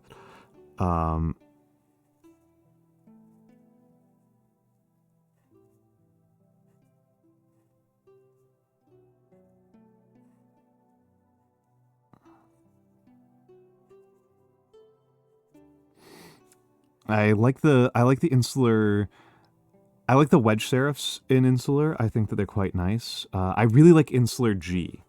Insular G might be my favorite G that I practice. But I do like Insular quite a lot. I tend to focus on Gothic partially because I've really been appreciating the challenge of it. Like I said, Gothic is quite unforgiving.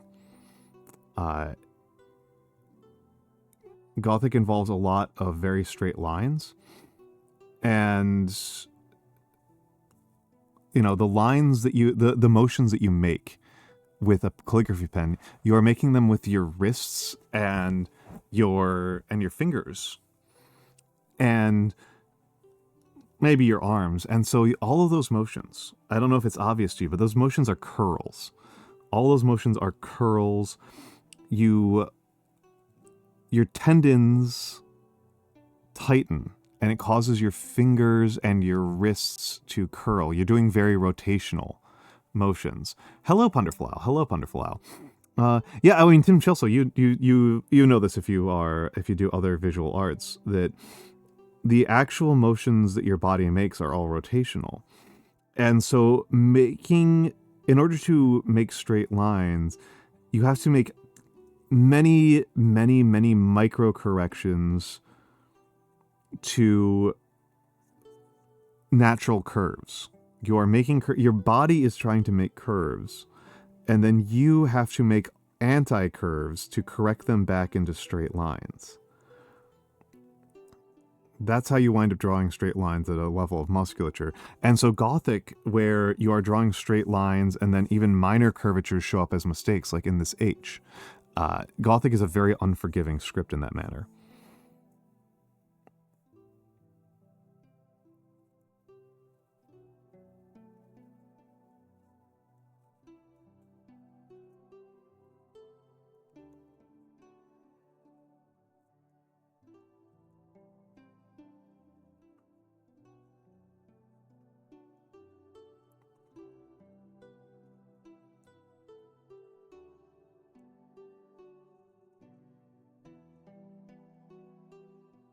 And like I said, I've been quite out of practice with it, so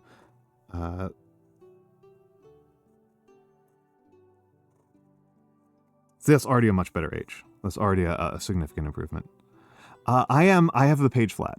I have the page flat. It wouldn't be particularly difficult for me to angle this up. I am writing on top of a portable light box right now, so that the guides underneath this guide sheet that I'm using underneath can shine through. Which I know people who scoff at this as a technique, that think that you should physically draw your own guidelines each time you make a page for calligraphy. You should draw your own guidelines and then manually erase them. Or in the case of many historic examples of particularly Gothic, you leave the guidelines on as part of the art. And you just choose beautiful colors for your guidelines.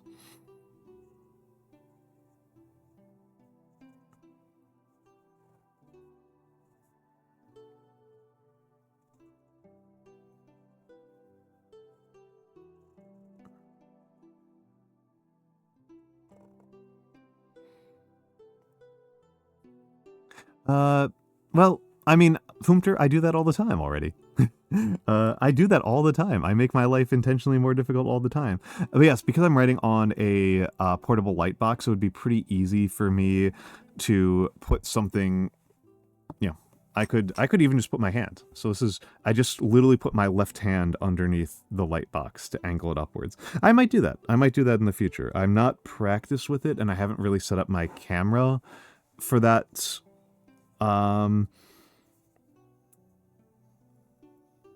So I don't know how good it looks, but it should actually be a little bit easier on my wrist.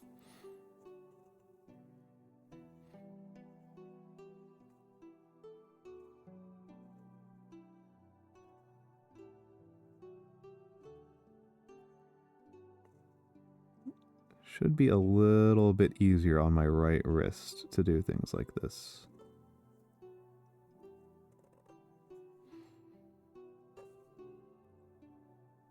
A roll-up tea towel would be pretty good. I think a wood block with a little bit of rubber glued on it is almost certainly the best option. I've considered it. I don't tend to have too many problems with my wrists, though. It's I don't tend to find that to be super limiting. The big limiter is very amusingly that my room is often too cold. Also, hello, Cielo Slug. I didn't see you. I apologize, Cielo. If you're still here, I apologize. They would have used so Dark Remag. They would have used U, and they also would not have used V either. It depends a little. U and V used to be the same letter. The distinction between U and V is also a modern invention. Yeah. The cold. My room is very, very poorly insulated. My room is very, very poorly insulated. So actually, what winds up happening above all else is actually my feet get too cold. My feet get too cold, and I have to leave my room and like warm up for like an hour or two, and that's when that tends to be when I end stream. And it doesn't bother me as much if I'm gaming, but if I am, I do, Hunter. You don't understand how poorly insulated my room is, and also my feet get cold easily. My feet also get cold easily. I mean, maybe I kind of don't like space heaters. I just know, I don't know. I'm an old man, so I'm like, when I think about space heaters, I think about people burning their houses down.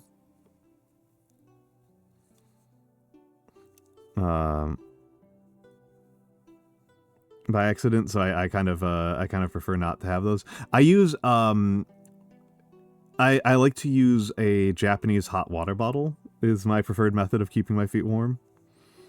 And I also have to rotate my socks because I have the terrible situation. My feet are both cold and sweaty, so I need to rotate my socks like multiple times a day, like almost every hour.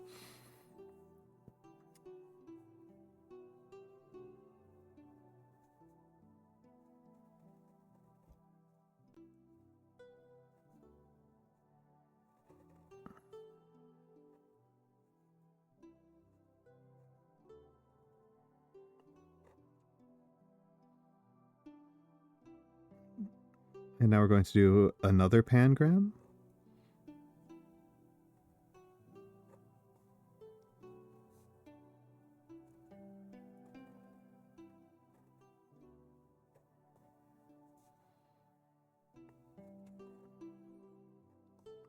So you can see some curvature in that one, in that descender.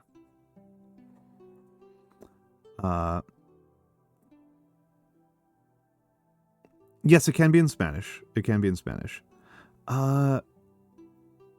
Speaking of which, what about a heated blanket? I don't have those either. I actually like being cold when I sleep, to be honest.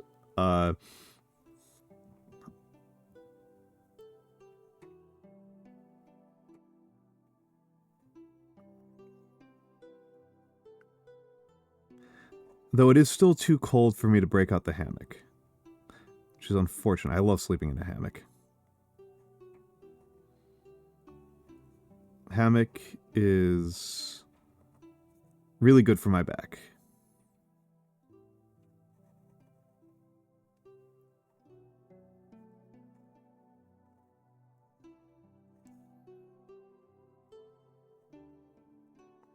Also, thinking out loud here, folks.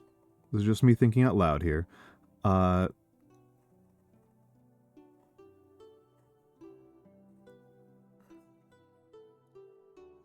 Yeah, don't worry too much about problem solving. Mix, you and I have several problems to solve together. This is not the highest priority. This is not the highest priority one between me and you.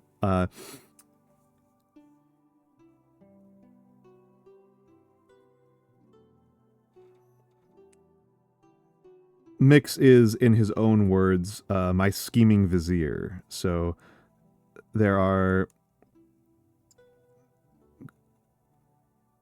some things for the two of us to talk about. But I legitimately, this is me legitimately looking for a little bit of streamer guidance here from the community. I am actually looking for a community suggestion here. Movie night. When should I do movie nights? I used to do movie nights at 10 p.m. on Mondays. And then I changed it up because I don't know, Mondays got too busy, basically. Mondays got really cramped, and I felt kind of stifled by doing the same thing all the time. But I like doing movie nights, and I haven't done one in a while, and I'd like to get back to doing them. And I'm trying to figure out when to do them.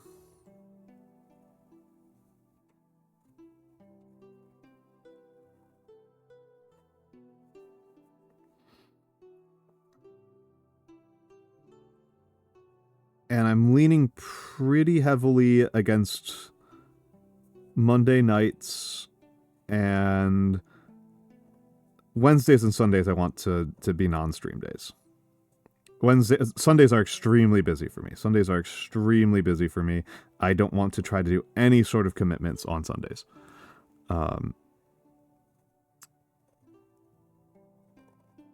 But that still leaves 4 days out of the week. And I might do Wednesday. I might make them Wednesday. If I do them Wednesday, I'll do them relatively late because I have that's when my friend Mabel, my dear friend Mabel, does her movie nights on Wednesdays, and I like to make them. Oh, we're about to get hit with ads. Oh, we're in ads right now. We are in ads. I'm going to put over the fan art because I could use the bathroom, so I'll be back in a few minutes.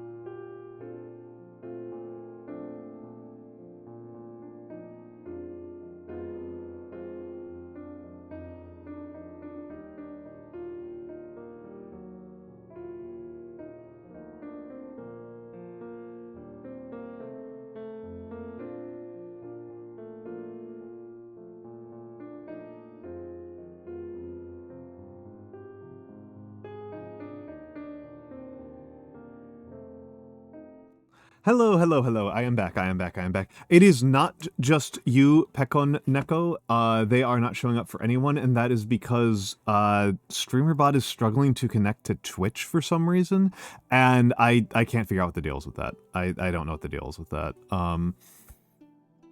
I don't know what the deal is with that. I got nothing. I got nothing. Yeah, it's very strange. It's very strange. You know what? Let's see if my wallet. Actually, my wallet's kind of ideal. My wallet is actually kind of an ideal thing to put underneath the to angle up this. Yeah. I'm looking at my Streamerbot and it has connected to my bot account on Twitch and my OBS and my VTube Studio, but not my broadcaster on Twitch, which is strange. Which is very strange. But yes. Okay, so let's, this is a fun story. First of all, I just want to answer what you said earlier, which is Uncle Core is a hilarious tag. So the theory behind tags, right, is that tags are used for discoverability.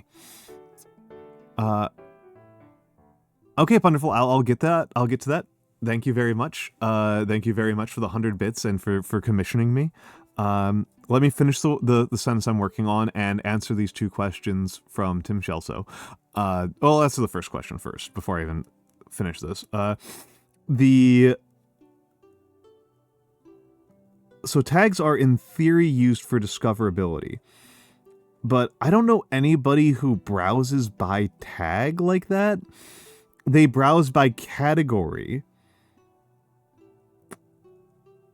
And they find people through their friends and through...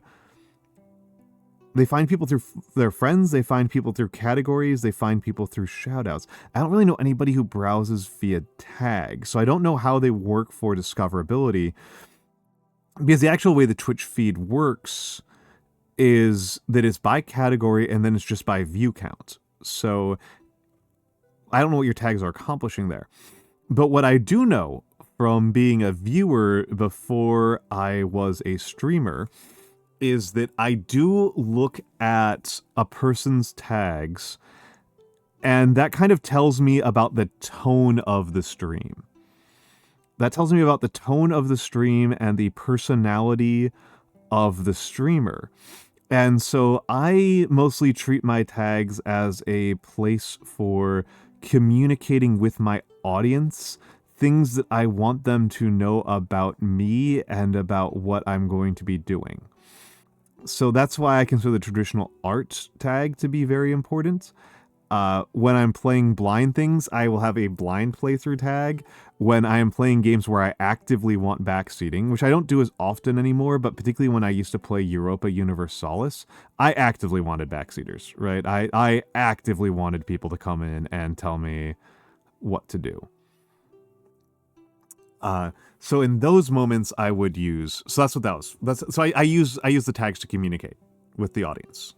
That they are part of the art of the stream.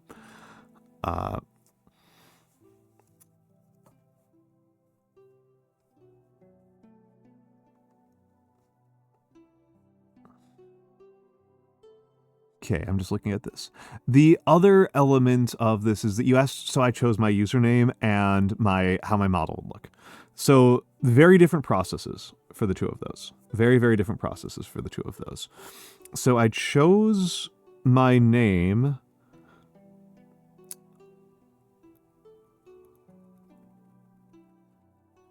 The way I did this, the way I chose my name was...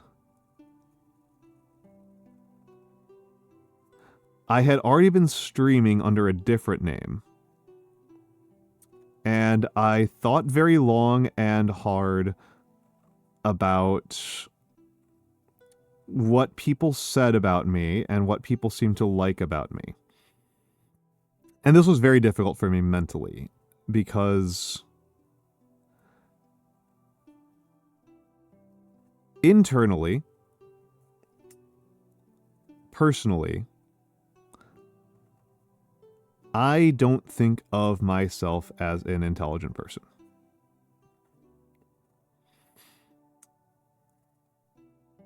And it required a lot of mental fortitude to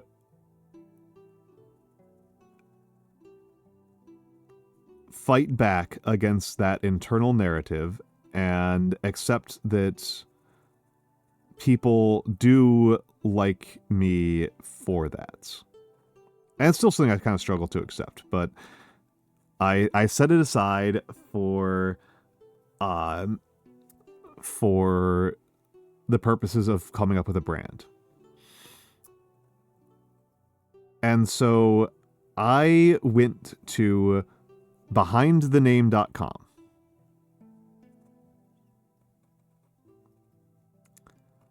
That famous website for people who are looking up new baby names or are thinking about transitioning.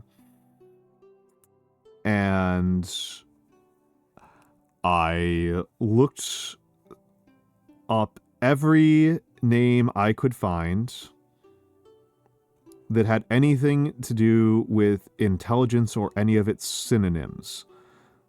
Bright, wise, intelligent, clever, etc., etc., etc., everything. So hundreds of names. Hundreds of names. And then I put them in a spreadsheet. And then I spent several weeks going through them and testing out them. I had a few criterion for what I was looking for in a name.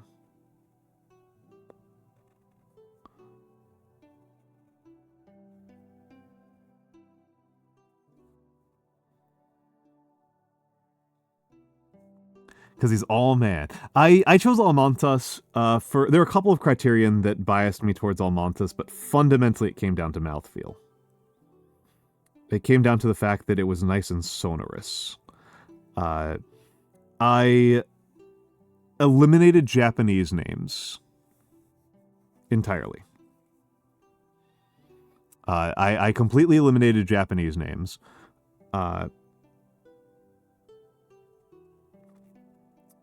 Which was a fairly large percentage of them. There were quite a few Japanese names that involve intelligence as a virtue. I eliminated Japanese names because they are we're very saturated on Japanese names. We're very saturated on Japanese names. I'm getting there, Darkery Meg. We're very, very saturated on Japanese names in the VTubing space. And I'm not going to lie, I am still somewhat uncomfortable with white people using Japanese names in the VTubing space. In other areas of life, it is not a smart thing to do. Yeah, but I am not Japanese. I'm an American white person, and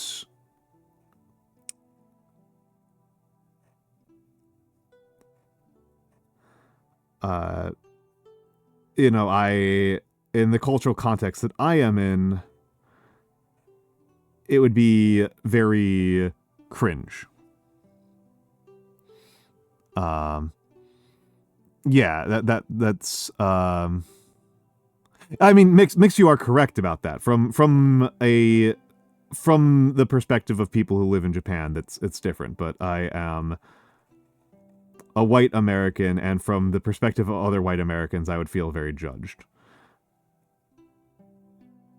And also, I don't think, as much as there are weebs in this space, I don't think that enough of them are familiar enough with Japanese language for Takeshi to be comprehensible to them as meaning, like, intelligent. So I eliminated Japanese names for the mostly because they're saturated, but also because it made me kind of uncomfortable.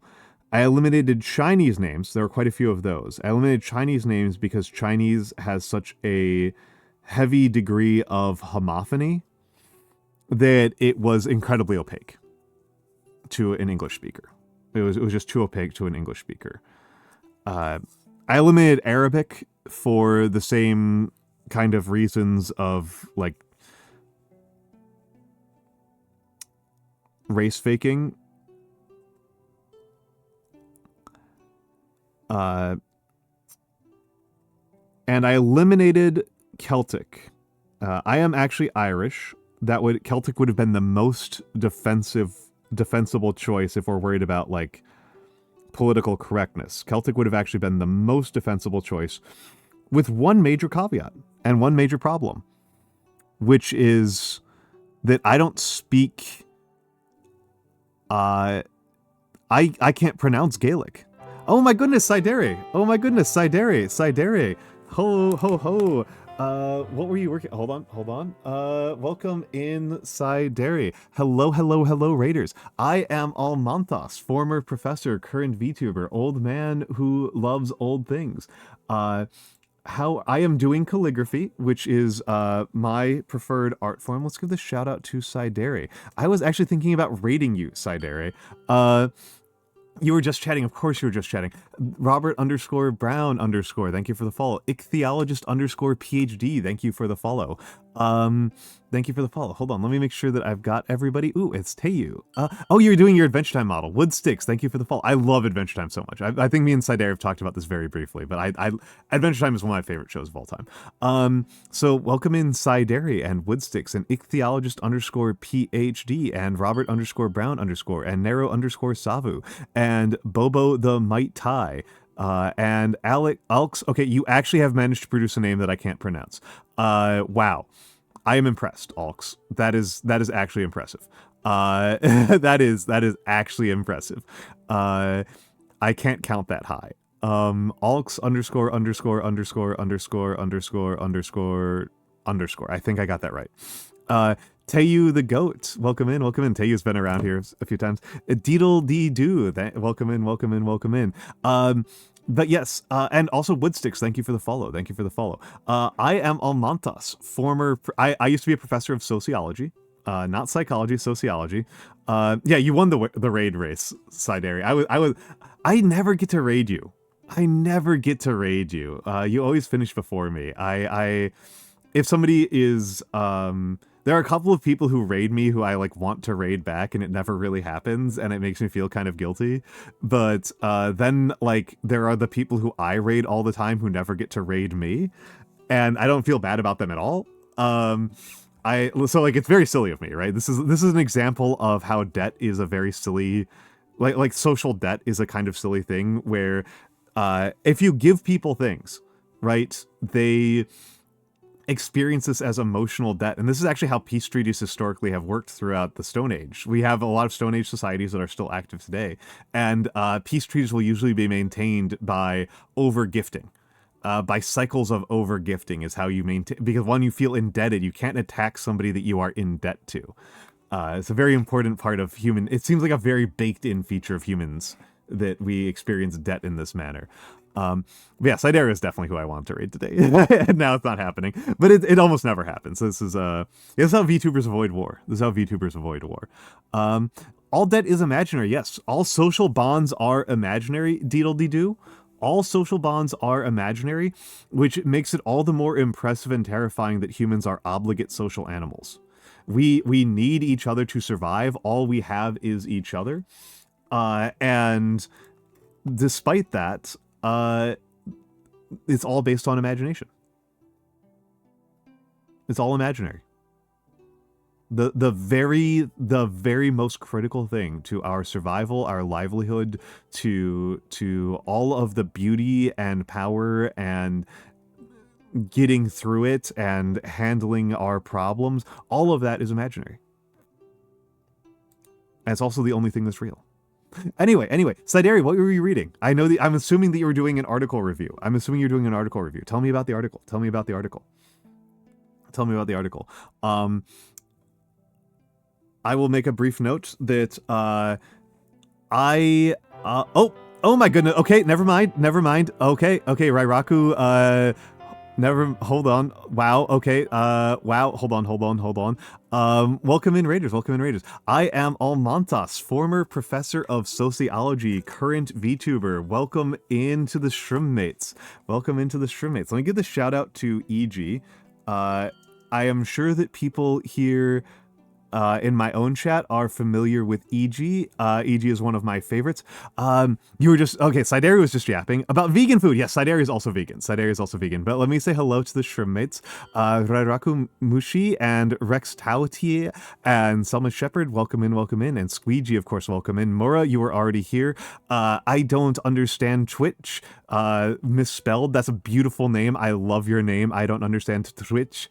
That's wonderful. Ambrosia Honeypot, welcome in. Jade's Workshop and Reality Fox and Space Cadet Aphrodite, welcome in. And of course, Meowsing _Ame, and Honey Lightning, and hold on, Wonderful Owl's already here. I am still catching up. And Violite, hello, Violite, and thank you for the sock eye pop. And Retracted _Fluff, welcome in. Incinda, welcome in. Shadow Pring, welcome in. Yes, I love the sock puppet. Yes. EG, what were you doing? I am assuming you were doing art critique. This is EG is I love EG. EG actually has a very interesting similarity to me, in that me and EG both have chemistry educations that we proceeded to do nothing with, that we proceeded to not actually use. Pastel VTuber designs, yes. So EG's comfort zone is that they critique people's designs. They will look at like Genshin characters or VTubers and Zythus, have a good night. They will critique them. They'll say, okay, so like this design is a little bit unmemorable. This design is very memorable. This design could be punched up a little bit if we use these kind of accessories. It's a very wonderful type of stream because EG was once a chemist, but EG has become a art professor, an art teacher, an art educator, specializing in character design. I think it's lovely. And EG, the best pride of all, the best prize of all, pride and bragging rights. I don't understand Twitch. I am an editor. My other job is that I am a nonfiction editor. And also, so I should say for the people who just came in, as mentioned, I am doing calligraphy. This is my kind of go-to content. This is my standard. Just before the two of you raided, I had just finished going over. I just pinned it right now. A post that I made on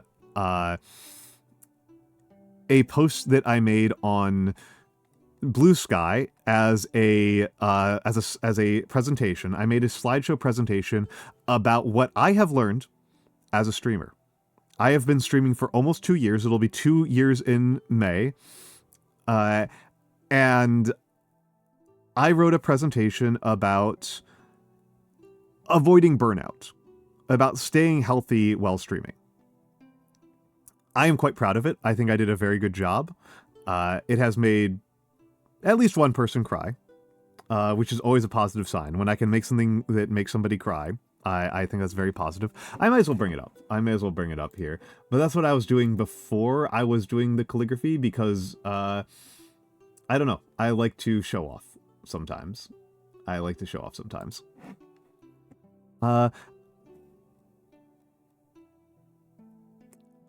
will say something that I think will be flattering in particular. I didn't say your name, Pekko Neko, but you have now you've said it, so I get to say that it was you. Slideshows are a very good way to organize your thoughts.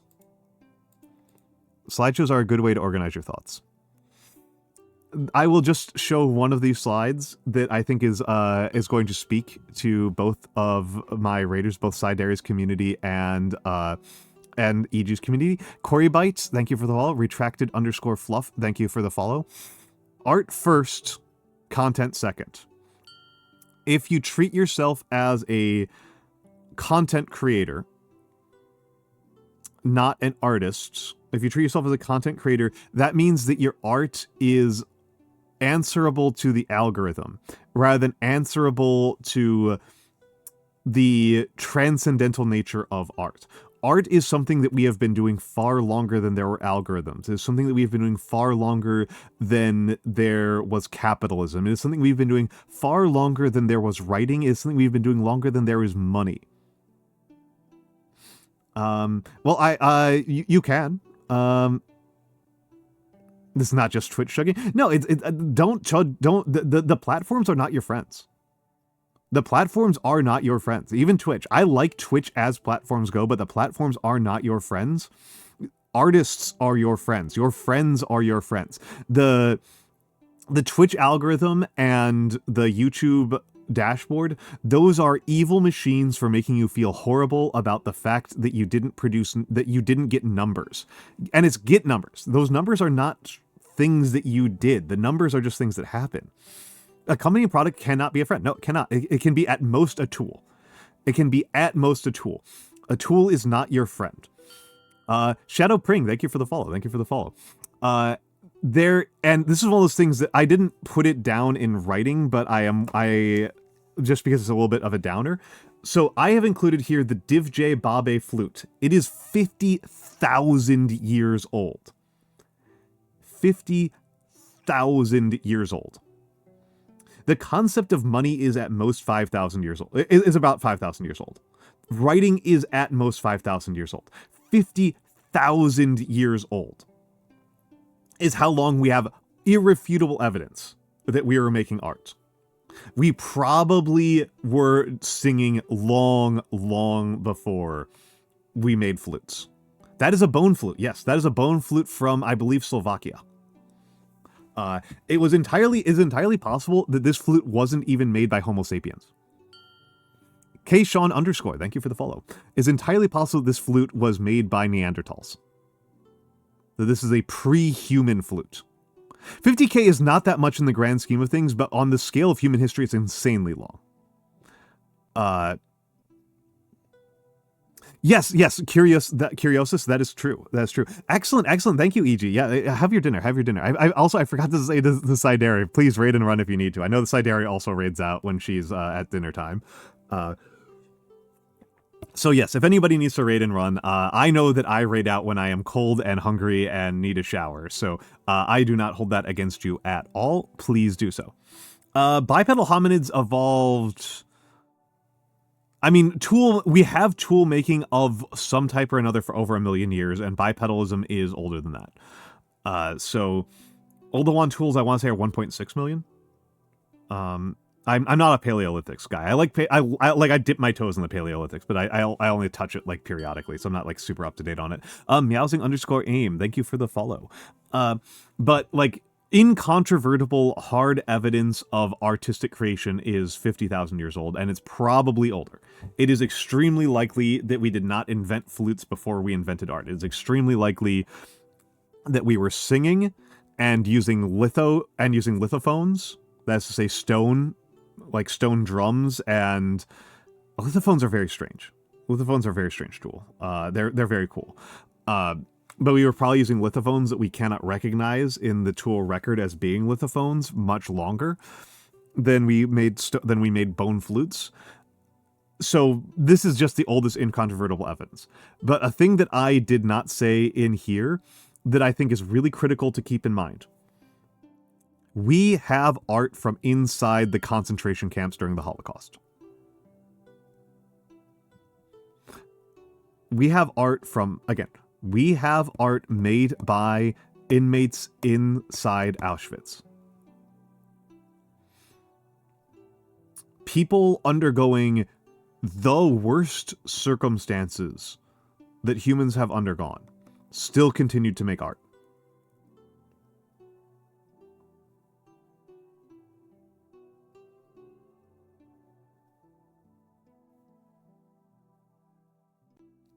people made art. People make art because they need to make art. They don't make art because an algorithm tells them to. They make art because they need to make art. And if you want to protect your mental, I am not trying to do that, Murray. You need to protect your time. Protecting your time is critical. But art does not come out of somebody paying you to make art. Art comes out of the fact that art is something that humans do.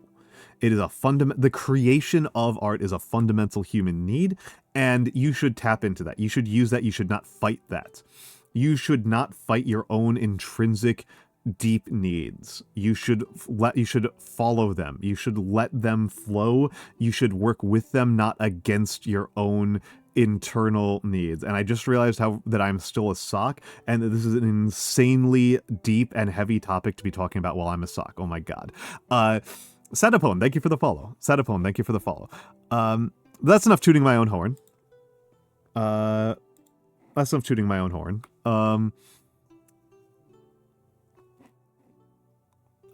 This was a commission. This one was a commission.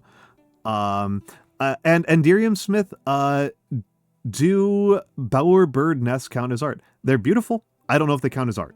I think the philosophical question of what counts as art is difficult. I would say that I come from sociology and anthropology. Those are the fields that I think about the most. I don't think nearly as much about art theory as I do about sociology. And to me, what makes something art is that it fulfills... Thank you for the small. I'm short. Yeah, I'm short now. The thing that makes something art is that it fulfills the social needs of art. That it fulfills the social roles that art fulfills. Not that it fulfills something more intrinsic than that. And does the thing that makes art needs to I don't know about that, Endirium. Again, I'm thinking sociologically and anthropologically and historically. The things that make something art are that it fulfills the roles that art do. I do think that it needs to be artificial. I do think that a particularly beautiful cliff face that just forms naturally is not art. It's beautiful, but it's not art. Can you elaborate on the social roles for art? This is you're trying to get me into definitions that I'm trying to walk out of. Oh yes, I'm sorry, Dark Remag. I'll get to that. That was literally what we were talking about before we got double rated. So apologies. I don't really have like a good answer for that diddle-de-doo, and I'm deliberately trying to evade a good answer for that. Do people care about the beauty of the execution? The reason why I care about this is because that allows us to use art criticism tools. If you can talk about like video games are art because you can use art criticism tools to discuss them.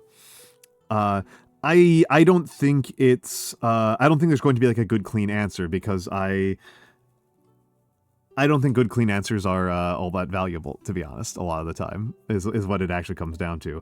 But I think that if you can use art criticism tools to discuss it, if you can discuss it as something that people intentionally created for the appreciation of beauty, I think that's pretty much the core of it for art.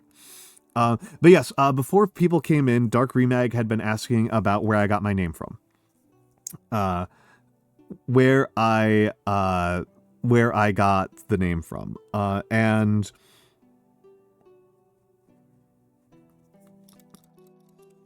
my ink is no longer flowing. And so I made a table. I made a spreadsheet of hundreds of names with their direct translations, and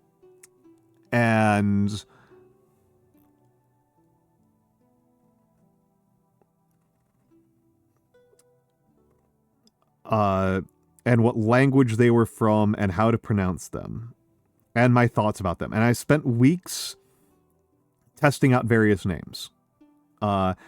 I eliminated quite a few names, a lot of Japanese names, because the space is very oversaturated with Japanese names.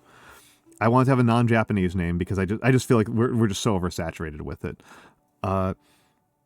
And I eliminated Chinese names because Chinese has such a high degree of homophony as a language that it's hard to tell exactly like what the name you're looking at is unless you can read Chinese. And then I eliminated Celtic names. I eliminated Celtic names because I can't pronounce them.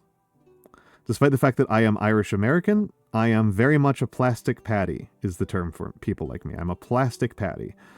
I don't speak a word of Gaelic. I don't even know who the current Tesarch is of Ireland. I don't know any Irish football clubs. I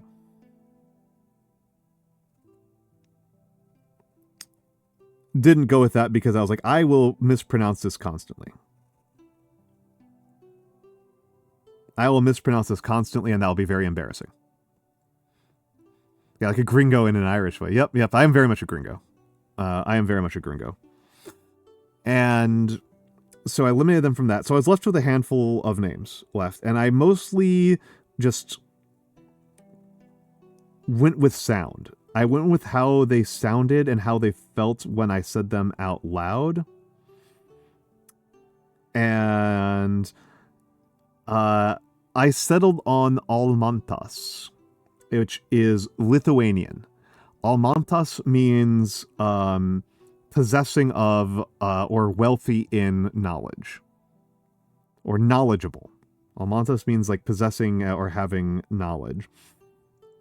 And that was the main reason why I went with it, was because I liked the way it sounded. I looked up pronunciation guides, and people have told me I'm pronouncing it wrong, which is amusing to me, because I don't speak Lithuanian. I don't speak a lick of Lithuanian.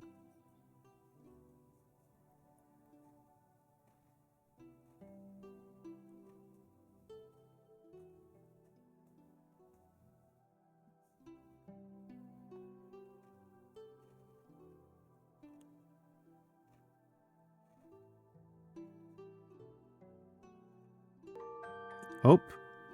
Hold on a second. I'm concentrating very hard on this.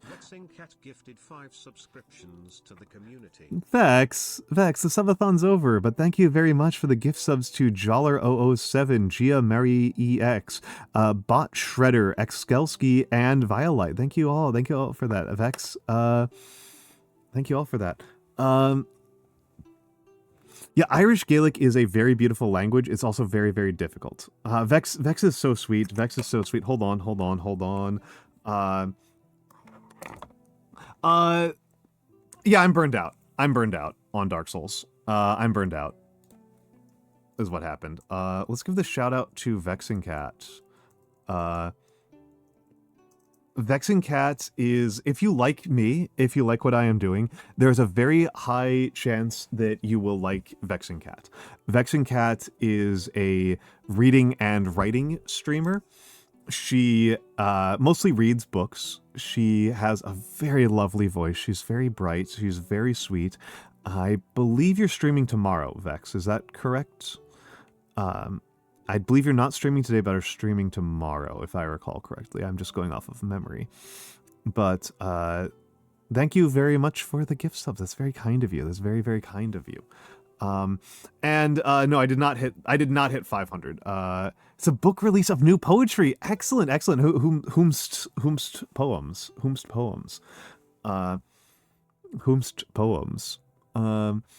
Hold on, I think I missed a follow in there. No, I didn't.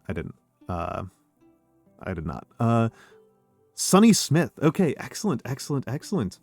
And for Violite and Xskelski and Gia Marie X and Bot Shredder and Joller, please enjoy your keys, enjoy your tanks, enjoy your dance, enjoy your chest pop. Enjoy. But yes, for Punderful Owl, if you are still here, here's your commission.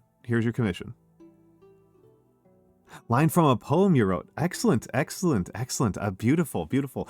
I will take a photograph and scan it after stream, and I will post it on Blue Sky. I believe you follow me on Blue Sky, so you should be able to get it quite easily. Ooh.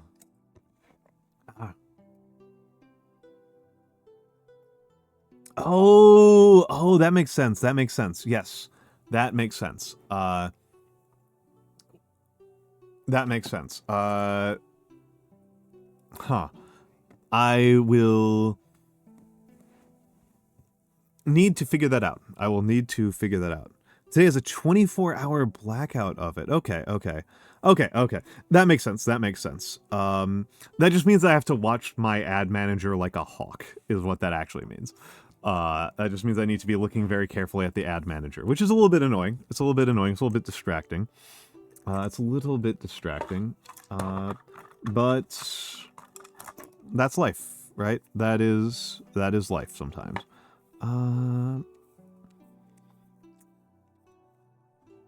That pen is nearly out of ink, and I think that instead of refilling it, Streamerbot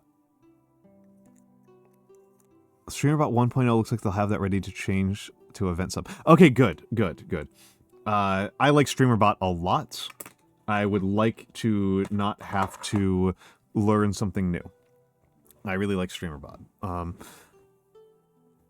Give me a second. I am going to ink up this pen that I haven't used in a minute. Oh, Hype Train just... Peco Neko. Okay. El mundo cambia en un instante y nacemos es un día. What does nacemos mean? I know what cambia mean. I know what the rest of this means, but what does nacemos and cambia mean? The world cambia as an instant, and nacemos something is a day. Cambia is a change. You change the world in an instant and are born in a day. Oh, the world changes in an instant and is born in a day. Thank you. I should speak more Spanish than I do because I live in a Hispanic neighborhood, but I am pretty limited in it. The main influence on this is that I end up using a different name when I talk to certain businesses because they struggle with my gringo name, so that they use a more Spanish sounding name. El no sabe. Yeah, I don't know. Gabriel Mistral. Okay, yeah, Gabriel Mistral is beautiful. So, Pekon Neko, I will let you choose this. And hello, Beautiful Angel. Beautiful Angel. Pekon Neko, I will let you make a choice. Because I'm going to ink up this pen, and you're going to get this in a new color than black. You're going to get this in a different color than black. Available colors are orange, blue, purple, green. I believe I have teal. I do dark remag. Okay. Let me get the orange. I am low on orange. I need to get more of it. It is on my throne. My favorite orange is on my throne, which is Hiroshi Zoku Fuyugaki, but I am low on it right now, so this might kill it. This might be the end of it. I study Japanese, dark remag. I can actually pull up my kanji practice. I was considering doing that as a handcam stream, was just me doing kanji practice on stream, but it only takes like an hour a day. But yeah, I'll just put it here. This is what my kanji practice looks like. I have filled like 4 notebooks in the last month or 2 with kanji practice. Yeah. But yeah. Fuyugaki. I love Fuyugaki. Yeah, I'm very low on it. I'm very, very low on it. So this might be one of the last times I get to use this bottle. I've had this bottle for years. I really like Fuyugaki, though. I really like Fuyugaki. Some hair. And looks like there's maybe 2 milliliters left. 1 or 2 milliliters left. A little bit more. I studied Japanese when I was younger. So I studied Japanese when I was younger, so I actually already speak some amount of it. So it's relatively low barrier to me. 日本語はちょっと分かってました。6年間勉強してました。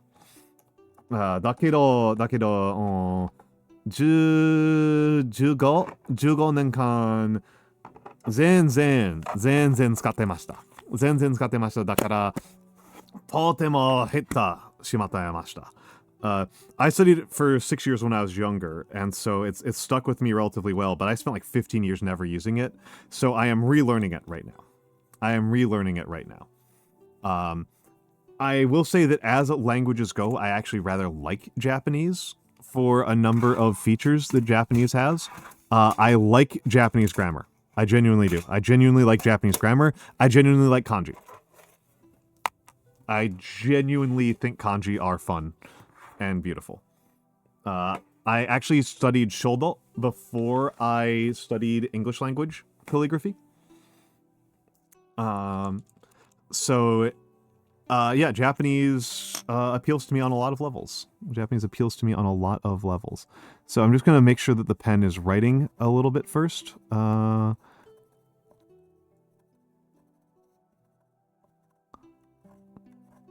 Okay, hold on. Need to scratch it out of the nib a little bit first. We're using the top of the page for just scratching out the nib a little bit first. There we go.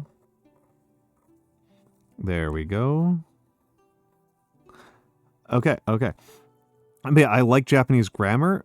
I have quite a few friends who speak Japanese. I have quite a few friends who speak Japanese. I don't really have any friends who... I know very few people who speak Russian, and Russian's a very hard language.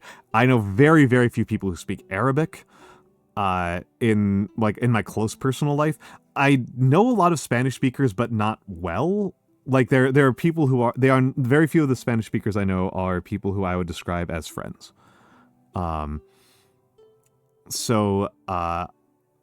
That is a lot of it, is that, like, I would have people to speak Japanese with. I wouldn't really have people to speak other languages with. And it's worth saying. It's worth saying out loud. Japanese is the prestige language for VTubers. It just is. And so... studying Japanese and knowing Japanese are... prestigious in this industry that I am in and love.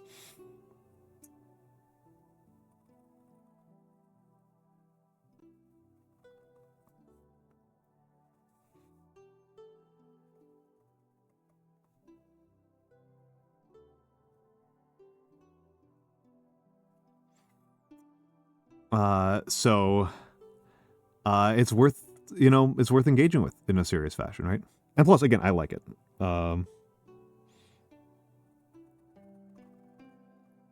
Usually the part that drives people insane is that I actually like working with kanji. Like, that's usually the one that people are like, what the hell? Can you get by when you're out there in 2027? It's worth taking the time to work on it.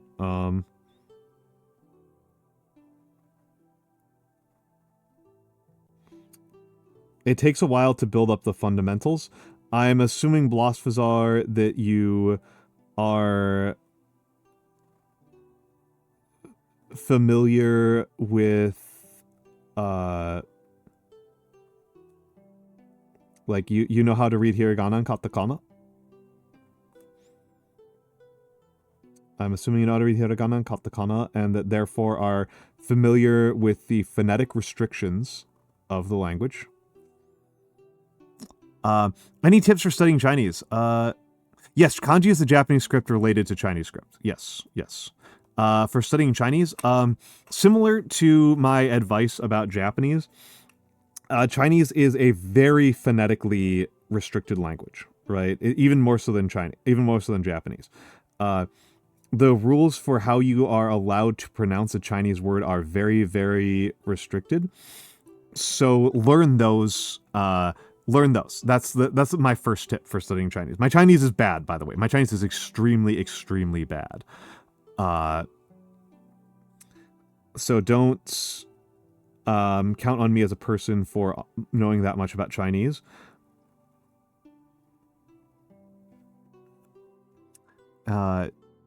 But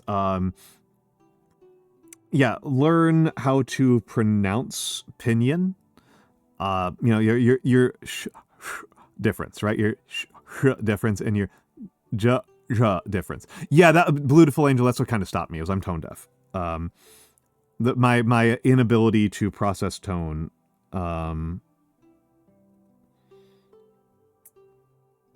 accurately and quickly proved quite fatal for me in studying Chinese.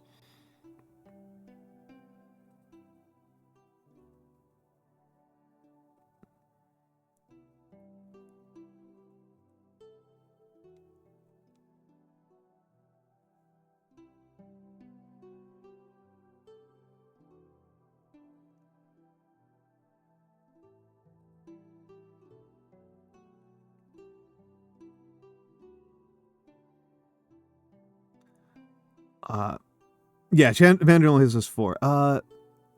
Any niche anarchist, historical or social trend commentary pilled text that I'm likely to not have heard of. Oh, okay, hold on. Do you want it actually good or do you want it funny? I will give you the funny one. The funny one, Deedle-dee-doo, because I think it's one of the dumbest texts I've ever read, is called Running on Emptiness. Running on Emptiness is like possibly the dumbest single essay I've ever read. That wasn't just like libertarian essays are dumb. Running on Emptiness is very dumb. Yeah, it's Zerzan. It's fucking Zerzan. Here you go, Deedle-dee-doo. This one is dumb in a funny way.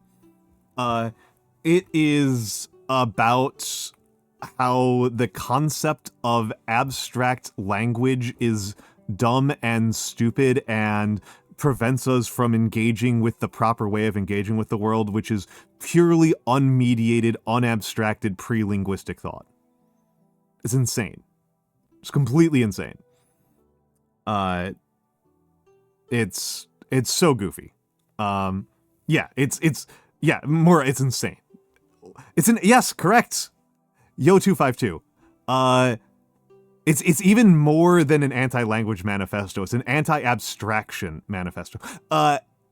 All languages are abstract, but I'm trying to I'm going even further via light. Zerzan is going further than that. Zerzan is going to the level of like, when you are at the level of cognition where you can tell that two leaves are the same category of concepts, that like when you can link the fact that one leaf, even though one leaf is a different object than another leaf, when you can link that those are both leaves as categories, you've already lost.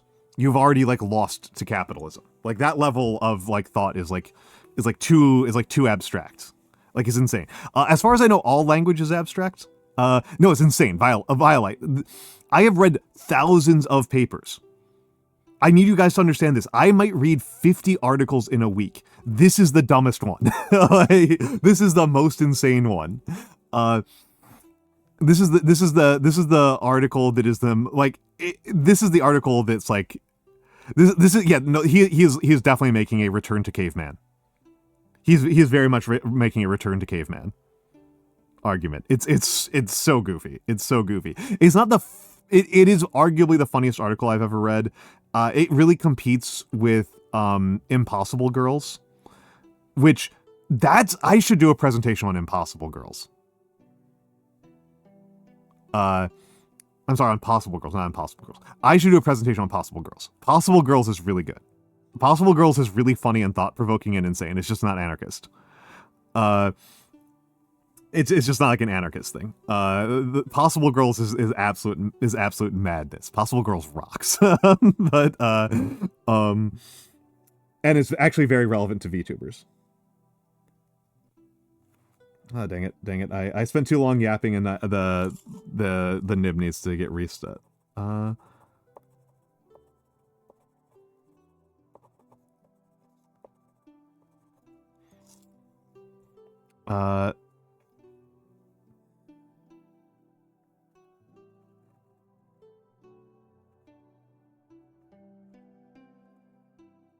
Honestly, to a certain extent, Emperor's Armpits, Zerzan as a theorist is almost like Drill-esque.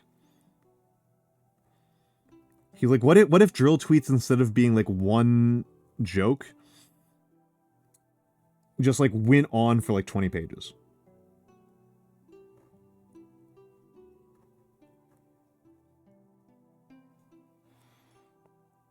No, you're fine, Doodle Doo. That's what that redeem is there for. It is a disruptive redeem, and it's why I disable it during collabs. I disable the book recommendation during collabs for this reason, but like it's fine. This is what we're here for.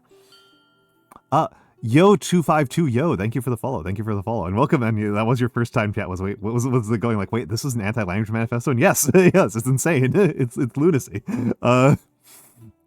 It's actually madness. Art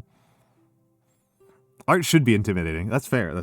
El Mundo Cambia in... I'm going to snooze. We've got ads coming in 5 minutes. Something went wrong. Are you... Okay, I can't snooze ads. Little bastards.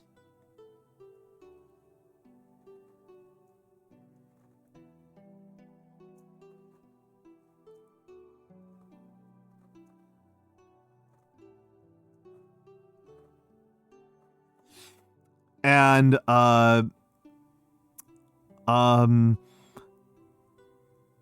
yeah, pick on Neko. I hope oh, this is okay, yo 252, don't worry about it. This is what I'm like. I do art, and I talk about heavy subjects. And I turn into an almond. This is what I do. So you're getting a pretty reasonable preview of what my streams are generally like.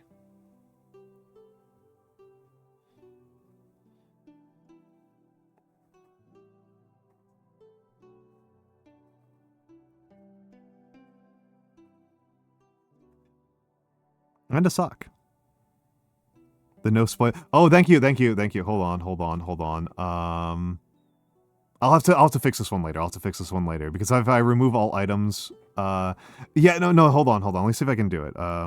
Okay, I can remove no spoilers, and there we go. I can remove it's no longer St. Patrick's Week. Yeah, I like the clover. I like the clover. Sometimes I want to bring it back. I like the clover in the sock, the way I did it on the sock where it was a hair clip. I did like that a lot. You shouldn't feel dumb. I don't want people to feel dumb. I want them to feel enlightened. I want them to feel I'm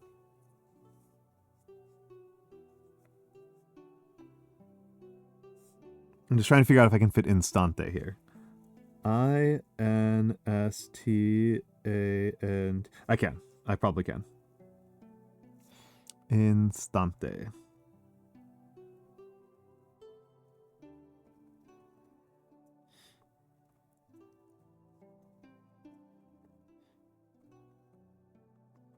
But yeah, Pekon Neko, I hope that you see that this is not just any orange. This is a strikingly beautiful orange ink. I love Fuyugaki.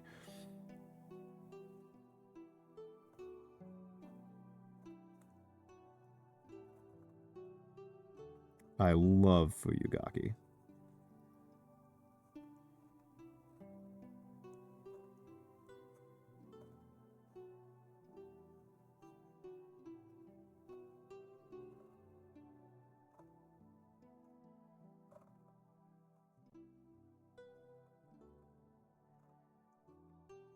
Just get this word done, and then we're probably going to get hit by ads. There we go. It's orange. Yes, it's orange. It's it's partially the camera, but also the backlight makes it look more red. The backlight makes it look more red. I do have a broad range of knowledge, Blue. I do have a broad range of knowledge. Oh, it's a beautiful E. It's a beautiful E. I like it a lot. We are going to get it by ads. I don't know if we're in ads already, because the ad manager just died. Are we in ads right now? Oh my god, the ad manager just died. I need to use the bathroom though. Okay, we're not in ads. Okay. Goodbye, Matthew. Goodbye, Matthew. I should give Matthew a little shout out. Matthew does a lot of mini painting. Matthew is better than me at miniatures painting. Matthew is better than me at miniatures painting. I'm going to do at least one more hand cam this week. I don't know if it'll be miniatures or calligraphy. I did prep a mini already, so I could do minis. I do like miniatures painting.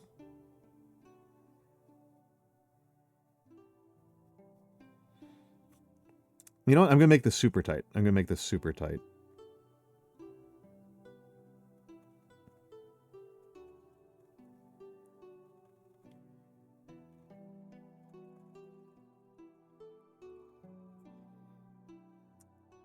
Yes, no, we do need to, we have some, me and Matthew, yeah, we do need to do some DMing.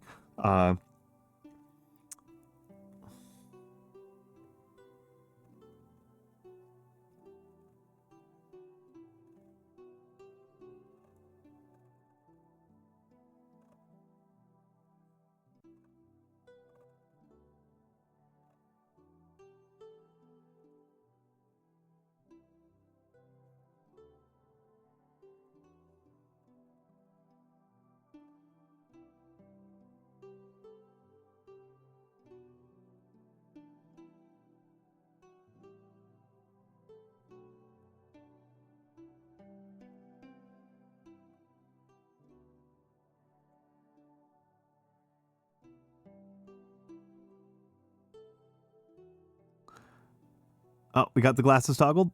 Yeah, I don't have glasses. I have a way to do it. I just haven't done it yet, Mora. But if I've done it correctly, that it should work such that when I go back to the regular model, I will not have glasses on. It should. The fact that the ad manager isn't working is stressing me out. Sorry, that's like I am having the scuff inflicted upon me. The scuff has come to me. It is on me. It is on my throat. Ad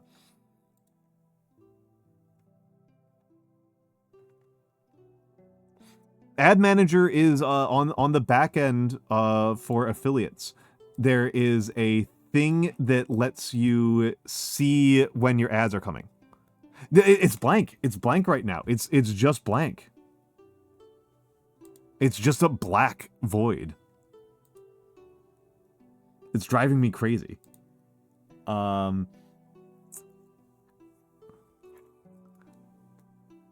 There's not even like, yeah, it's just a void. And it's worked before on this stream. Well, but the thing is, like, they're still gonna play ads. I just need to know when they are. I need to know when they are.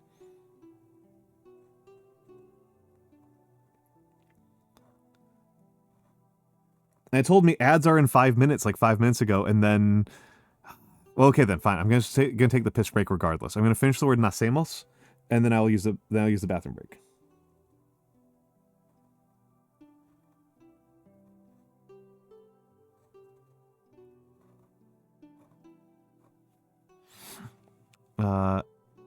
Almonds don't have eyes. That's fair.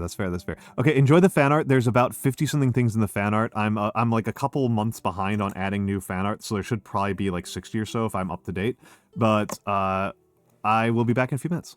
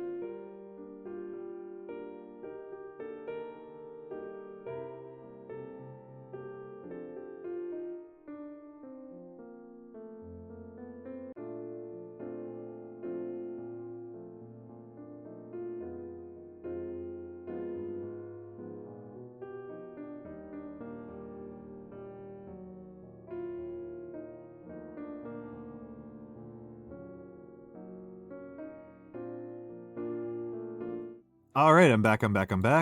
And yes, you can see Mura. That the glasses are gone. Right, the glasses are gone. Bamboo shoots are nice. I would say they're kind of mild. I think bamboo shoots are kind of sweet. Oh, and Peko Neko brought the glasses back. Okay. Peko Neko likes the glasses on. Yeah, they're I would say slightly sweet.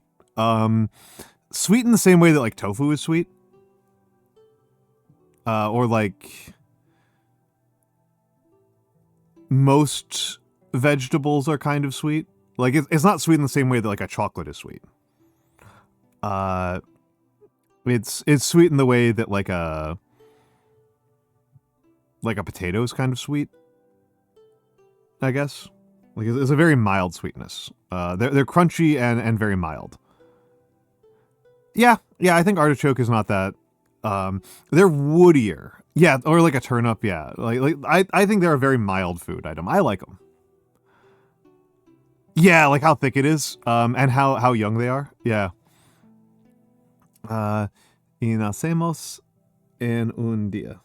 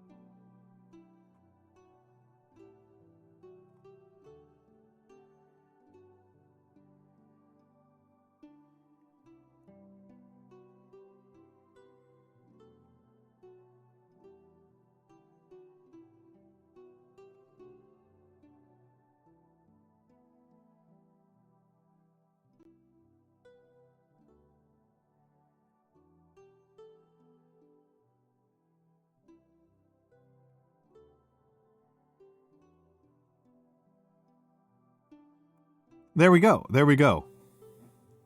Oh, I love Brussels sprouts. Asparagus is expensive, yeah. Brussels sprouts are amazing. I love Brussels sprouts. Yeah, Brussels sprouts are a very cold weather crop. So I'm not too surprised you haven't had them, Peko Neko. They're very cold altitude. They're very cold temperature and low and high altitudes. Yeah, one of my favorite dishes, I learned it from a bar I used to go to. Brussels sprouts tossed in olive oil, lemon juice, crushed red pepper, and salt, and then roasted. You want them crispy. I like them crispy. And Hungry Schnitzel. This is a...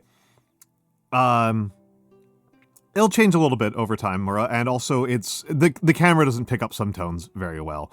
When I scan it, it will probably come out very orange. Though there might be some residual dark ink left over in the nib, so this does look a little bit darker than I'm used to it looking. But it will probably be a little bit more orange in like an hour or two, and when I upload it. If not, then it's just blood red. That happens. But yeah, Hungry Schnitzel asked what I'm writing. This is a Gabriel Mistral quote that I have just written down. Peko Neko commissioned it. Peko Neko commissioned this. El mundo cambia en un instante y nacemos en un día. The world changes in an instant and is born in a day. So yeah. Yeah, Beautiful Angel, the dish that I just mentioned originally had bacon in it, and the bar I went to knew I was vegan, so they made a version of it that didn't have bacon in it for me. And we're born in a day. Oh, okay, so this is the thing that throws me off about being an English speaker, right? Is that you can't if you don't specify, we don't have this kind of conjugation, right? We don't have this kind of conjugation. So, it would if you tried to do a conjugation trick like that in English, it just makes you look illiterate. It doesn't make you look clever. It just makes you look illiterate. So that's you know,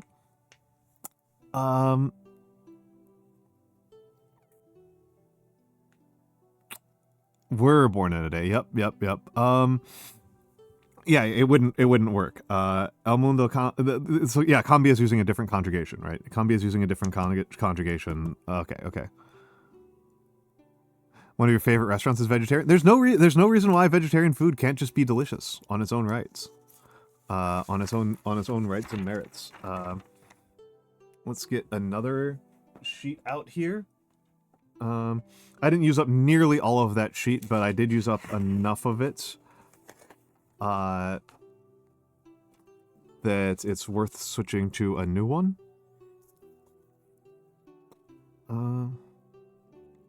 Yeah, no, that's like a trick. That's the thing you can't do in English. That's the thing that English doesn't have the capability for, because our conjugations are very limited.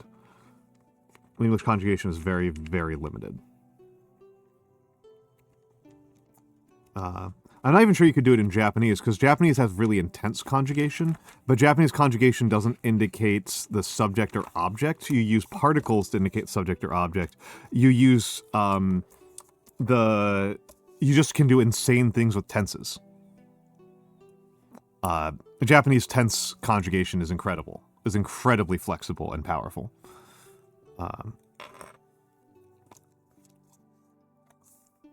Cinnamon.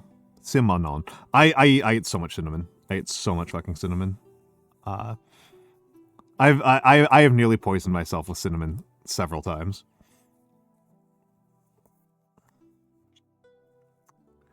I shouldn't even say several times. Once. It's just it was long-term poisoning.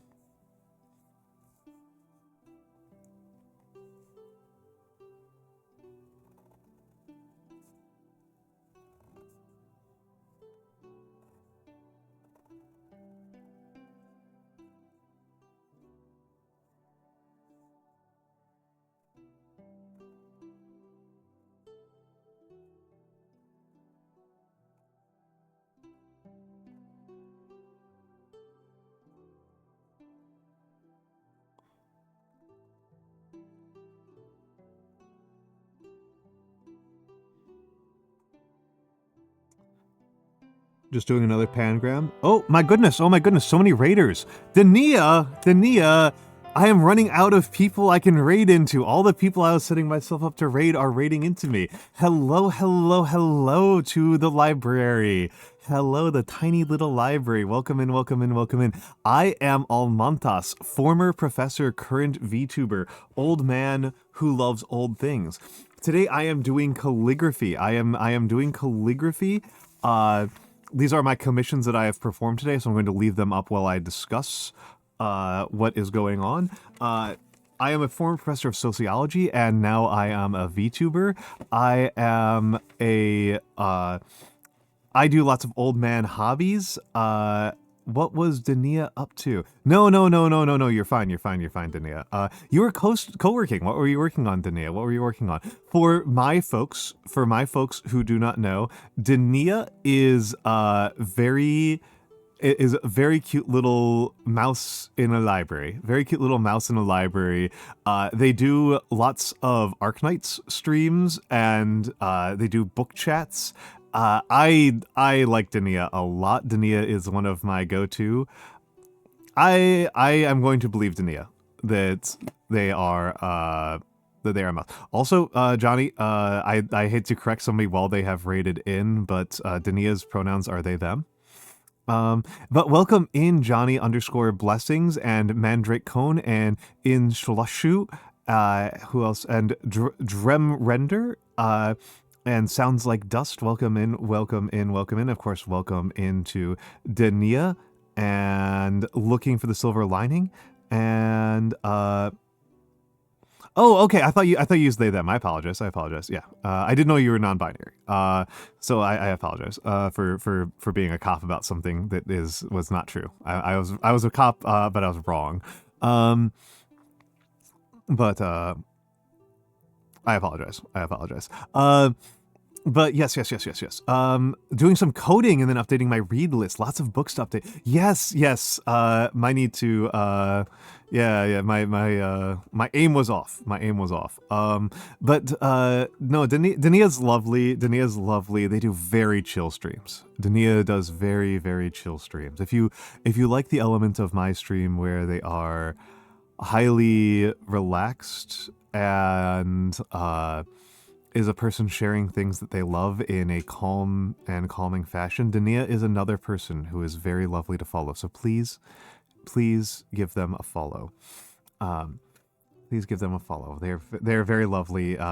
They were a person that I was planning to raid into.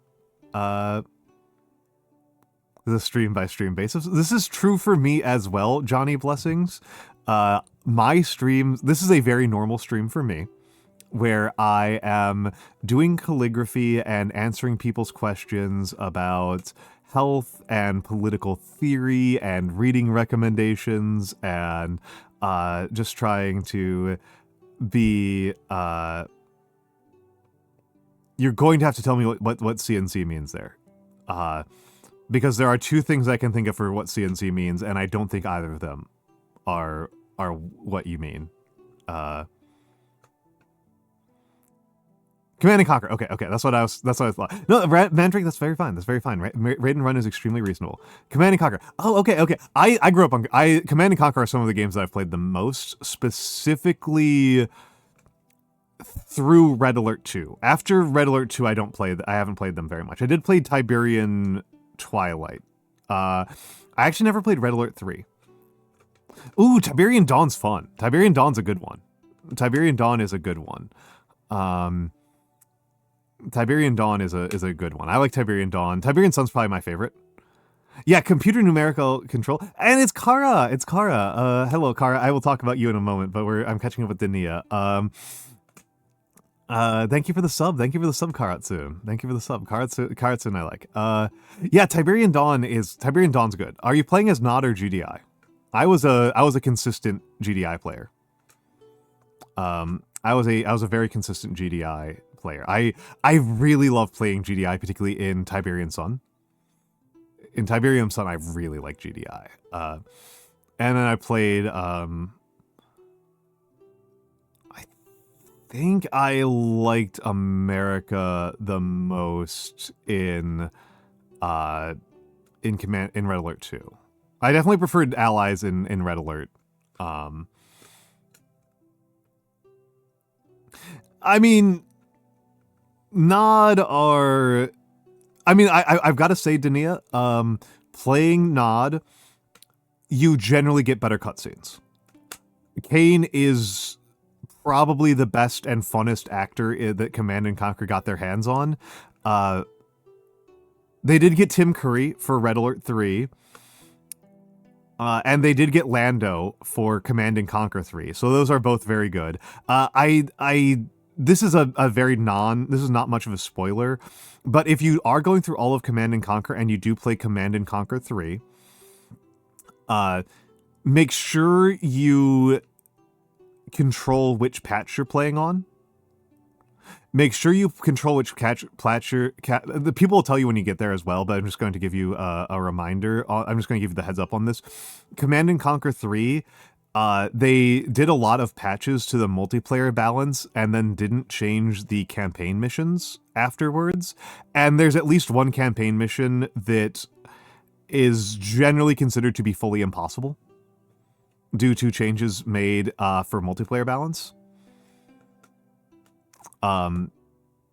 So, like, if you do play Command & Conquer 3, you're going to have to make sure to not use the most recent patch. So just as kind of heads up on that one. You're going to have to figure out how to down patch to, like, an earlier version. Which should be easy because it's an older game, but just giving you the heads up on that one. Because if you get... There's a couple missions in Command & Conquer 3 that, like, you'll get to and you'll just be like, oh my god, like, what? What is happening here? But yes, Dania, if you need to raid and run, I know that it is, what time is it for you? It's like midnight or so. It's 11 midnight, somewhere in there for you. So if you need to raid and run, that is extremely fine. That is extremely fine.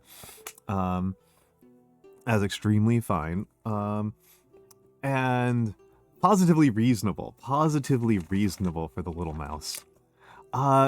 It is not Cosmoso. I think that what might be happening is there might be some residue left in the nib. This is actually Fuyugaki. This is Fuyugaki, and I've got some Fuyugaki elsewhere. Let me look through my kanji practice. Okay. No, that's a different ink. There we go. Because this is the same ink. This is the same ink. This is Fuyugaki. Hello, Kai Project. Hello, Kai Project. They say that they're a cat. They say that they're a mouse. I'm believing them that they're a mouse. This is Fuyu. It should be this color. It's probably a mix of not drying and all the mods do is slander. It is very funny to me that different streamers have different relationships with their mods and their chats. My mods have proven completely incapable of bullying me. And so is my chat for that matter. I bully them far more than they bully me. And yes, what I was going to say was that my streams are usually very calm as well. But if you look at my VODs for the last 3 weeks, I am playing Dark Souls for the last 3 weeks. And hello Nagi. Yeah, you do wish.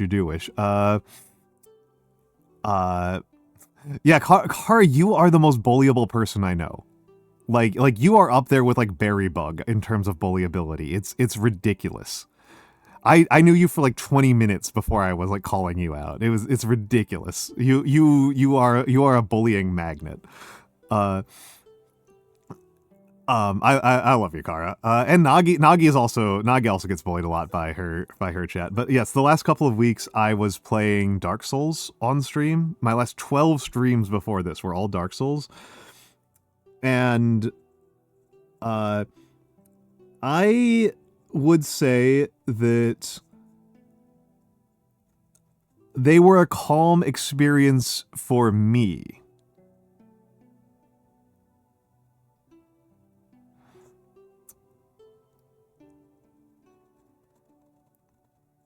They were a calm experience for me. But other people, I know Nagi is one of them, can chime in with, Nagi, did you feel like watching me play Dark Souls was a calming and relaxing time?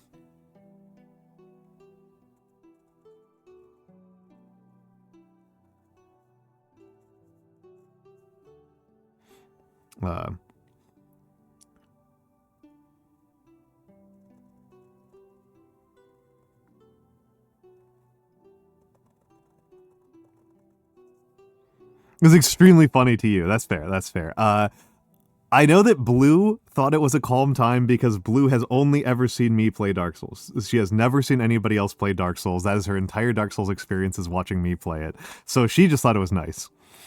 I know that Alex Azarashi was like going to have a heart attack. One of my mods had a panic attack watching me play. Blasphazar and Azanadu and a couple of other people said it was like the most stressful thing to watch in their entire life. Which amuses me greatly.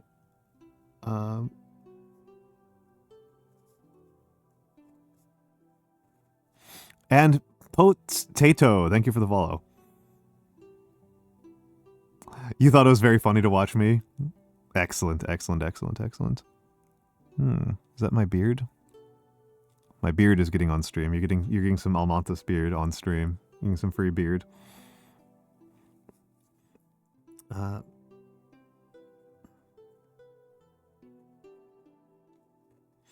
I did about 12 Dark Souls streams in a row. I am extremely bad at Dark Souls. Which I am fine with. I don't mind being bad at video game.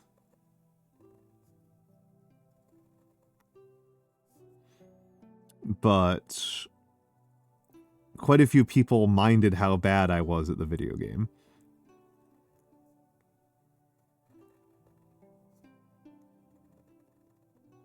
I had an IRL friend describe my Dark Souls playthrough as a thing that made him question his friendship with me. He's like, I don't think there's anything morally bad about video games except for being this bad at Dark Souls.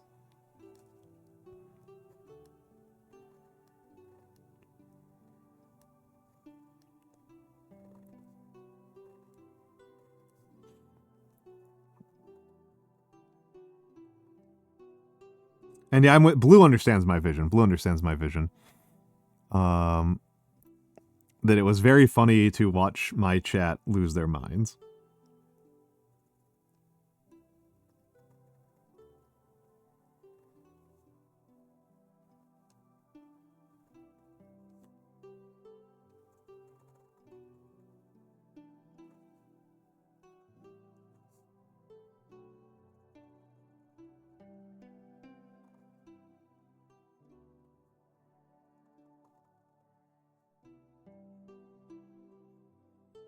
I mean, people have seen the beard before. My head hair has gotten on stream before as well.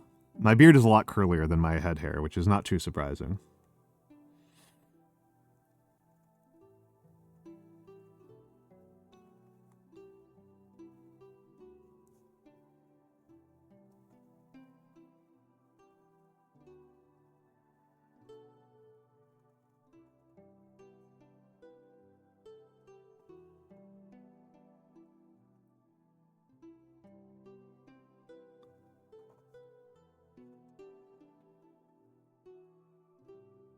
Yeah, how are you doing, Nagi? How are you doing, Nagi? Nagi is a dear friend.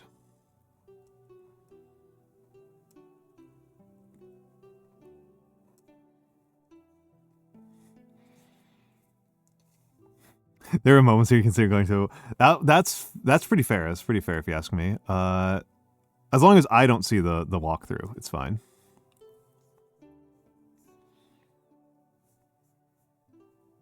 Right, like that was the important part. I did catch some of your stream. I did catch some of your stream, Nagi. You're inscripting, which I've never played.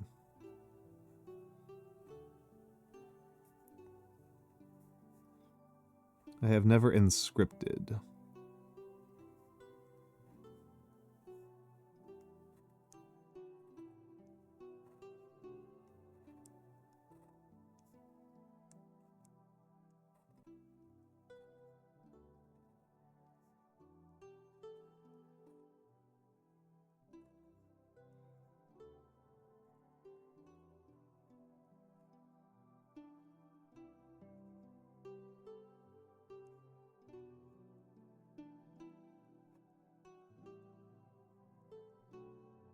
One of your favorite games of all time.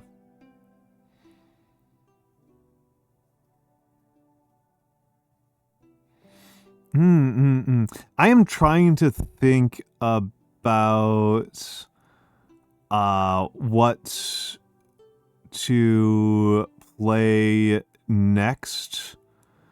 I mean, I do like doing blind playthroughs, right? I do like doing blind playthroughs. I think they're quite fun.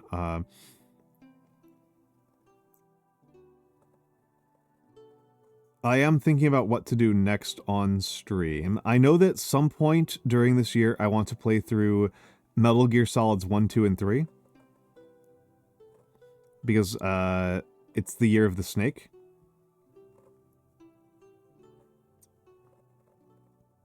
And I do like those games a lot. If you want, absolutely, Just Jane. There is a suggestions channel on my server for this exact purpose. You finished the sacrifice. Wow, Kara, you are blazing through it. Tell everyone to play Pikuniku, which is 4 hours. That's not a bad choice. That's not a bad choice. I am also looking at New War's so good, Kara. New War is actually really good. So enjoy the New War. I'm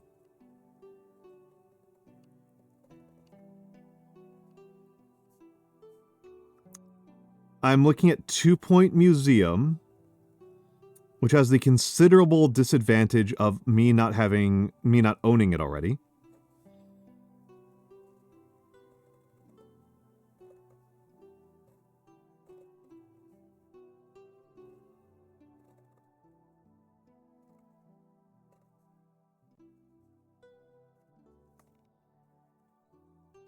Dwarf Fortress I think about. Dwarf Fortress I think about. I've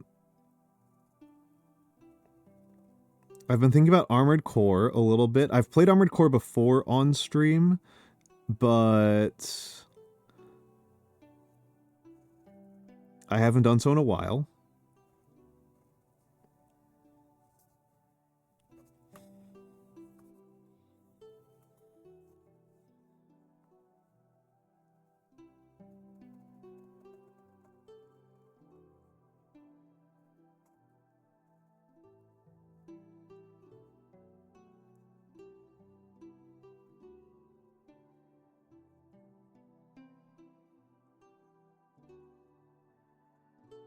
Let me write this down. If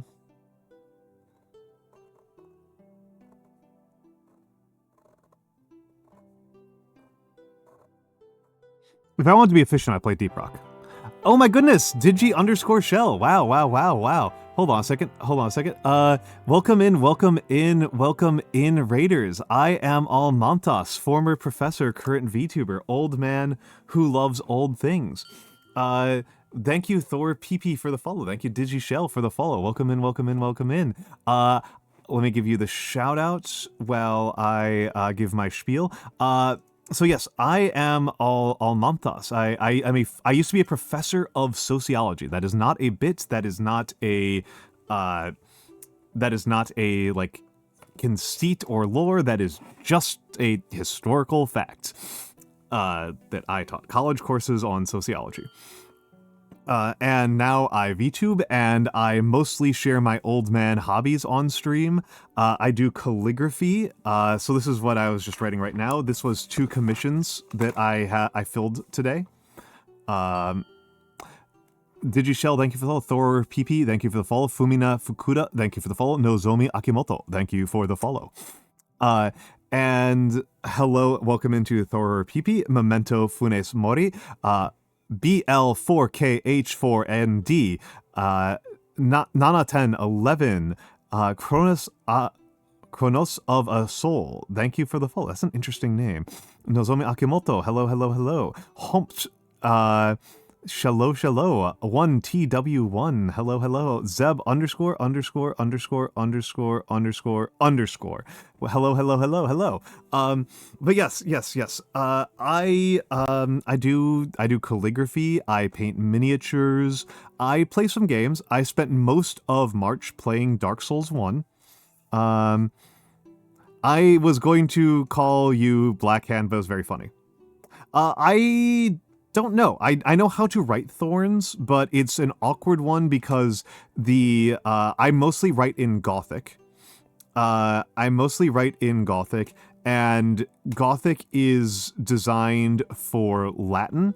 So even including W and the dots on I's and J, those are already modern interventions into it, and I don't quite know what the method for writing a Thorn would look like.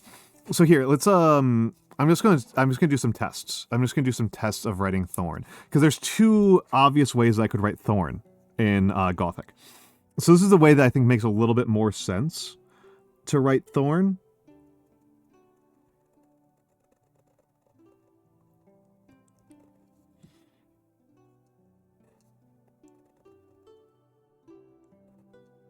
A little bit like that. I haven't found a lot of guides for most of other Icelandic. Oh, you're Icelandic. Oh, okay. We're collecting bespoke national identities in here, I suppose. And then there's this method of writing a Thorn, I suppose. This would also work. But I speak English, so your real name, your IRL name is Thor. Okay, that makes sense. English abandoned the Thorn many decades ago. Grendel _VT, named after one of my favorite Warframes, at least visually. I don't actually like playing Grendel very much in terms of how they play. But I do like their appearance. I do like them visually. But welcome in. Thank you for the follow. I cannot read that. I cannot read that. I do not read runes. I can kind of read Japanese, and that's about it. And English, obviously. Grendel is also from Beowulf. That's true. Yeah, I figured. I'm being silly. I am being silly. I'm being a goofy goober. But yes. I speak some Japanese. ちょっと日本語ができます。だけど、とても下手になってしまいました。とても下手になってしまいました。今けど、So to give a sense of where I am at on Japanese, I watched To the Me That Loved You Before in Japanese without any subtitles, and I understood everything that the movie was about, except for I didn't get that one of the characters was a time traveler. And I didn't understand that there was a thing where if one character is alive, the other character is dead. That these two characters have a thing where like they mutually brain damage each other. I did not understand those plot points. Those plot points I completely went over my head until I read the Wikipedia article. Otherwise, I understood it. Otherwise, I did understand that it was about time travel and dimension hopping, and love affairs and divorces. I did understand all of that. Raiko404, thank you for the follow. Deedle-dee-doo, have a good night. But yes. とても良い。だね。I did study Chinese and a couple of languages, but they're gone. My Chinese, I am down to like 我就是 I can say我就是 I eat vegetables. I'm a vegetarian. 我就是 and I did speak some other languages when I was younger. So yes, this was a commission, Nanaten. This was a commission. This is a Gabriel Mistral quote that Pekon Neko commissioned earlier on stream. If you donate 100 bits, I will do calligraphy. I'll do about a sentence or two of calligraphy. So Pekon Neko commissioned this. I don't speak Spanish. My Spanish knowledge is extremely limited to a truly embarrassing extent, given that I live in a very Spanish-speaking area. So, oops. I guess. Oops. Why did I turn off the light? I need that on. Sorry for the flashbang. We gotta up the Spanish. Red_velvet_cheesecake. Thank you for the follow. Oh, that's a. I haven't made a red velvet cheesecake in a while. Oh, okay. I can get you into Chilean Spanish. And Nana1011. Thank you for the follow.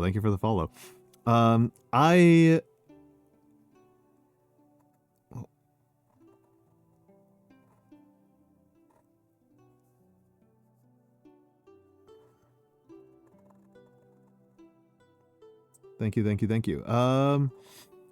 I am having enough trouble getting my Japanese up. And Japanese is a language that I studied when I was young, so it's like relatively cemented into my brain.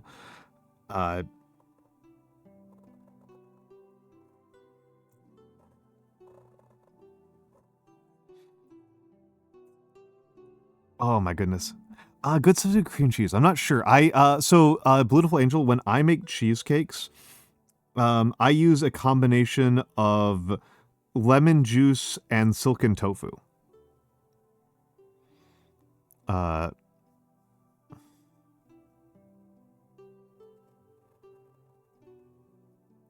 Is how I make cheesecakes. They do come out tasting quite a bit different, but non-vegans are on the record as saying that my cheesecakes are incredibly good.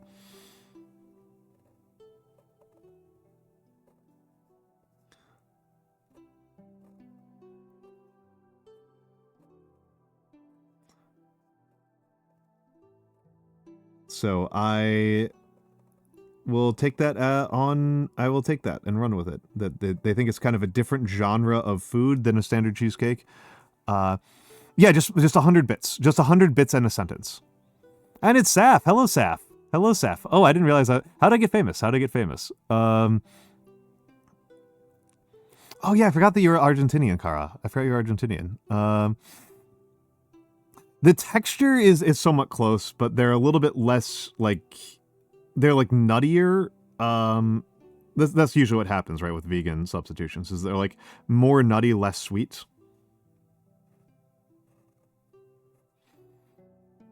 Yeah, but if you send me 100 bits and a sentence, I'll write it.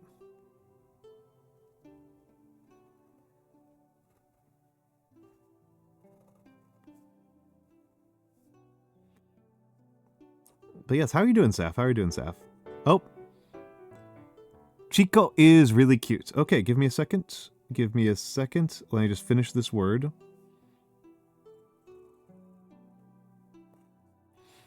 And I will post these to Blue Sky.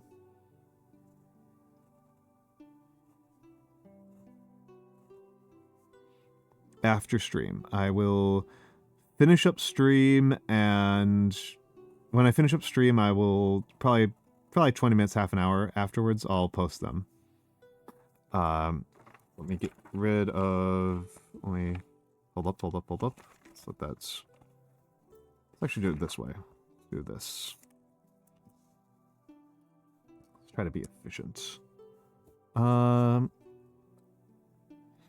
Flea. Hello, Flea. You had a delicious cube. It was saffron flavored. Saffron's expensive. Saffron's expensive. Yeah, Flea, you're allowed to be late. It's not a big deal. It's not a big deal.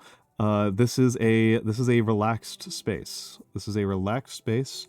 We do not have deadlines here. I have deadlines. The rest of you don't.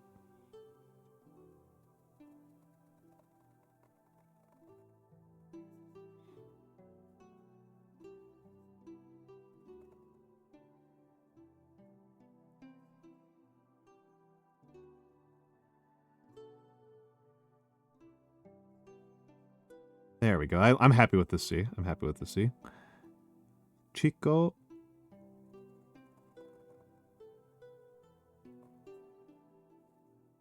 I hope you're okay with orange. My black pen I am planning on soaking after stream.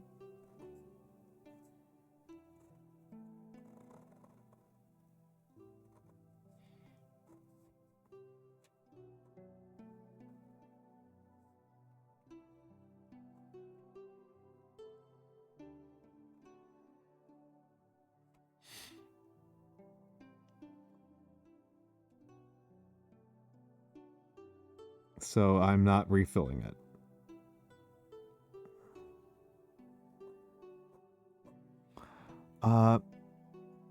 Oh, yes. Hello, MRG Jesus. Hello.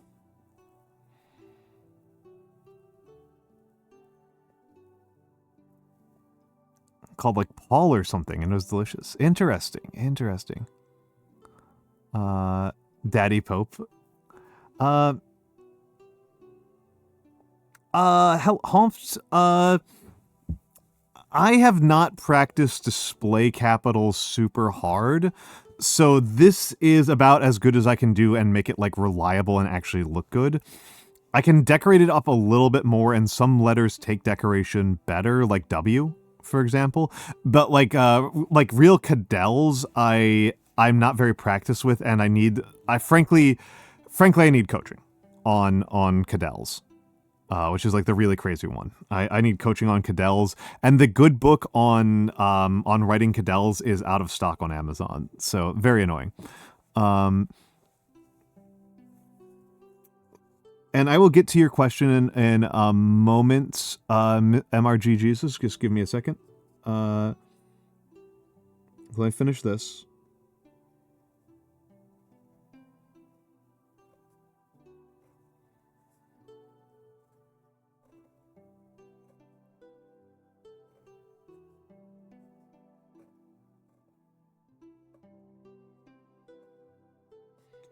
Let me finish this, and hold on a second.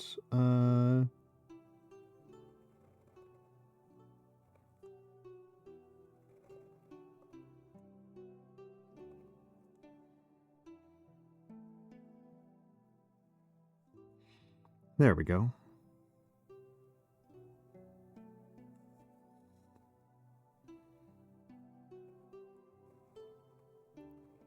I like doing double letter ligatures.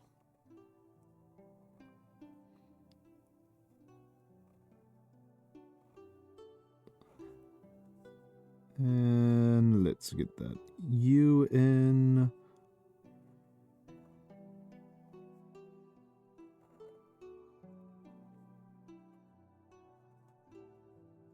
Oop, oop, oop, oop. That's why I like to use clips.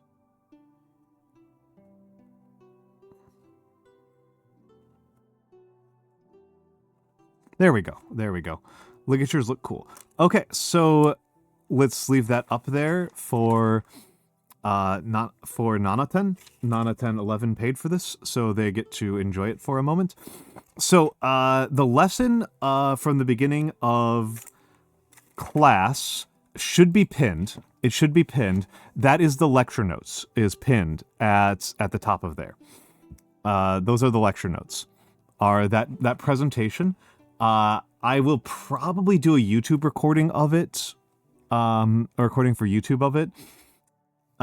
It is a slideshow presentation on some lessons that I have learned as a VTuber. I have been VTubing for almost 2 years, which makes me relatively new to this whole process. But I do notice that compared to other VTubers, I tend to be having a nicer time. Oh, a Mint fan. I am a big Mint Castella fan. I'm a big Mint Castella fan. She is somebody who I look up to quite a bit. She is smarter than me. The dog is definitely smarter than me. But big stretch. But I did learn. I have seen that relative to other VTubers, I am a can't believe I'm taking a year out of uni and still getting lecture notes. This is the danger of coming to the professor. It is about some of the ways in which I think my mentality has been knocked over my keys. I think that my way of approaching VTubing has been healthier than others. I probably should just link it to the Blue Sky, because that's where I actually posted it. Let me go over to Blue Sky. It's my pinned skeet.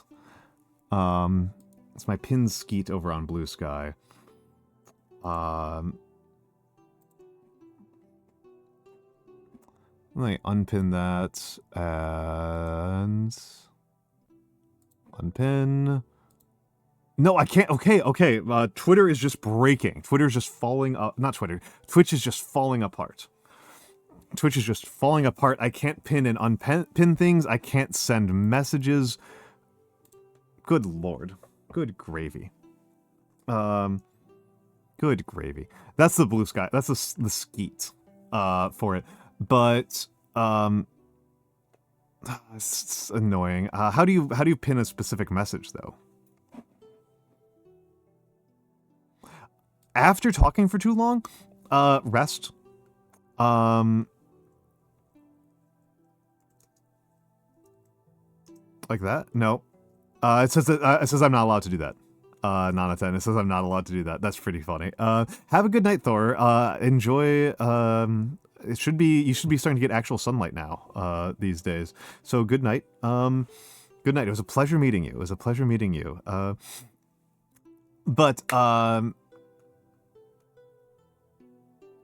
No, I did it that way. It didn't. It said I don't have permission. Yeah, no, Twitch is just breaking right now. The Twitch API is broken right now. It won't tell me when ads are coming right now, Nana10. It will not let me know when my own ads are coming. It is a very broken API today. The API is very broken right now. Yeah. The API is just really messed up. So I would say that the biggest things that are that you want to do if you are in content creation and streaming that I have learned that seem to be the difference between having a nice time doing this and having a miserable time doing this. Exercise. Remember that you are an artist first. Being a streamer is an art. It is a performing art. We are doing performing arts. We have things in common with actors and comedians and public speakers and singers. Remember that we are doing art. Read books.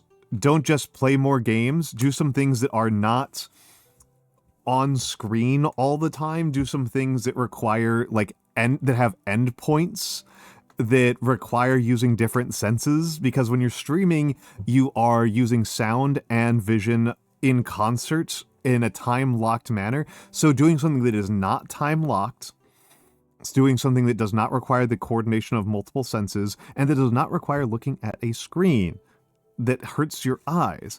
Very, very valuable. Protect your time, and pace yourself. And if you don't enjoy it, stop doing it. If you do not enjoy streaming, I please don't make yourself miserable. This is not the only thing you can do with your life. Those are the big lessons I have gotten out of this. Mostly though, exercise. I am a runner. I run 15 to 20 kilometers a week. Usually I am hoping to get that number up, but my time management skills are such that it's proving to be a challenge to actually get that much streaming, to actually get that much running in. So that's kind of where I'm limited as a runner, is on that part of the time scale. But please get some exercise. Your body will thank you. You are not getting any younger, but you can get healthier. You can get healthier.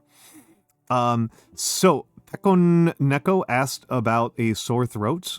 So, if you already have a sore throat, then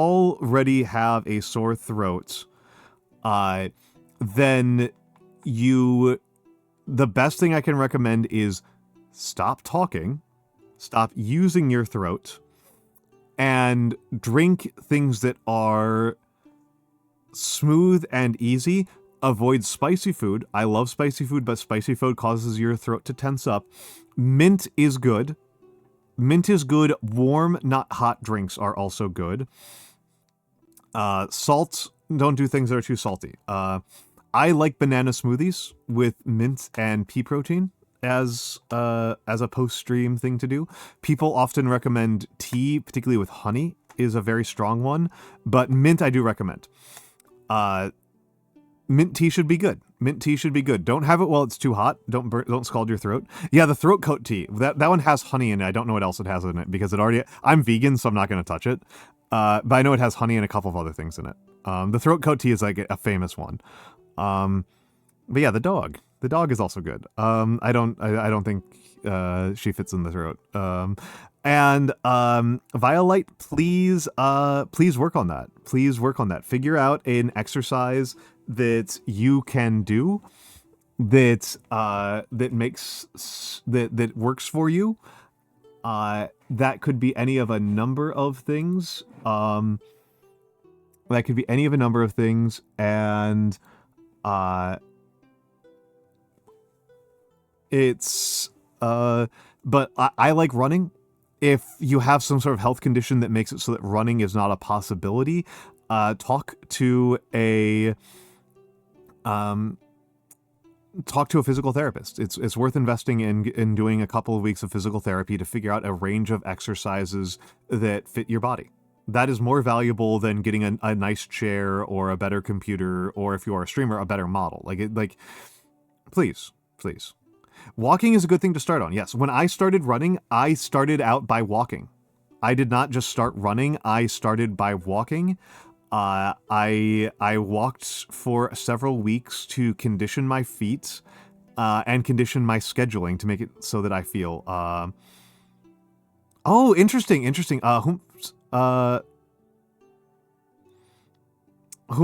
Could you give me a link to that? Humft? I am about to use the bathroom because the ad manager is back and it tells me I've got 2 minutes until ads, so I might hit those. Should everyone make art? I would say make art that you feel compelled to make, JD. Chances are you will feel compelled to make art. Even if you don't think of yourself as an artist, even if you are not trying to do art as like a part of like your main lifestyle, you will probably want to make some sort of art at some point. Whether that art is making beautiful, doing cake decorating for your friends, or writing fan fiction, or making clips of VTubers you like, you will probably want to make some sort of art. But I would say follow your internal muse first. That is what I say. I don't think that people should try to force themselves. I think people should just accept that it is part and parcel of the human experience. That said, we are now going into ads, and I actually have control over it. So I will show the fan art gallery, folks. Thank you for the link, Humpft. I'll show the fan art gallery. There's much fan art in there, and I will be back in a few minutes. Have a lovely time.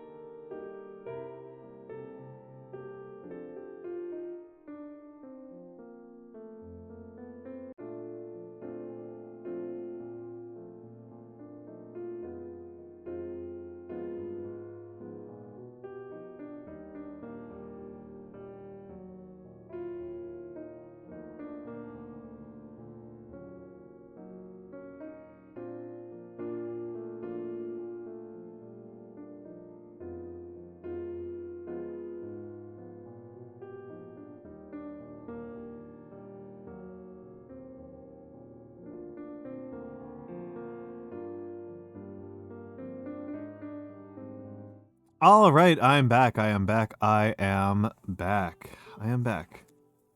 Okay. Oh.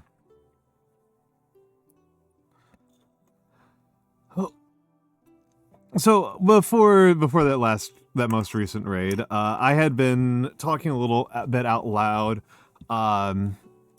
because gaming isn't my central content. Gaming isn't central to what I do, but I do like to do it. So games that I've been thinking about as like stream games, etc.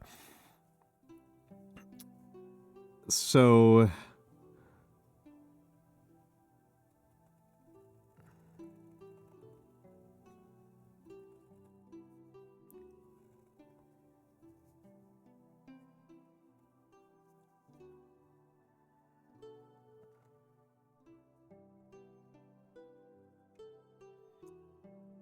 I have been playing Deep Rock off stream, and there's a pretty good chance that after stream tonight, I will play some Deep Rock on my community server.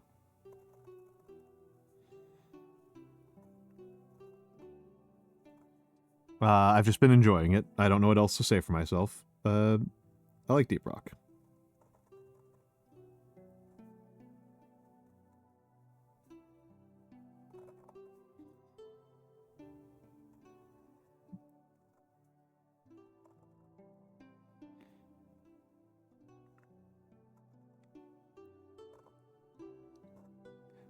So Deep Rock.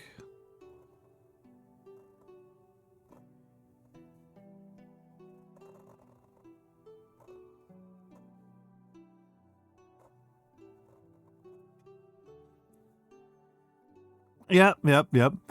I like co-op action games. They are my most played genre by a pretty considerable margin. Notably, Warframe I have 3,000 hours in. Right, I've got 3,000 hours in Warframe, 1,300 hours in Payday, a couple hundred hours in each of Deep Rock. Violet, have a lovely time. Have a lovely night. A couple hundred hours in each of Helldivers 1, 2, Deep Rock. Absolutely my most played genre. Deep Rock, what was the other one I was thinking about? Oh, yeah, 2 Point Museum. 2 Point Museum is held back considerably by the fact that I don't own it.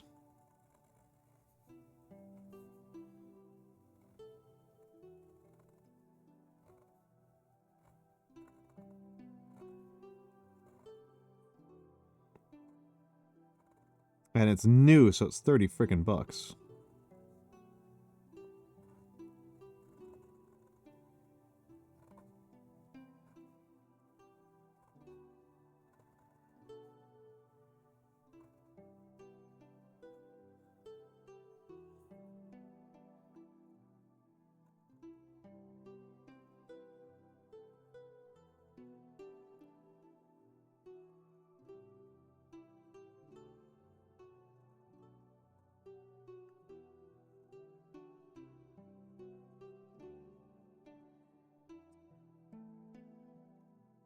Oh, heck yeah.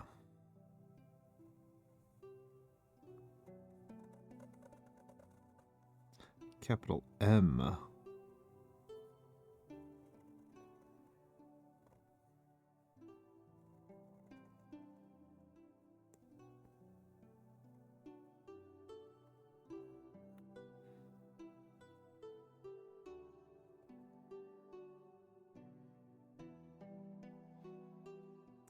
Two Point Museum is one I was thinking about.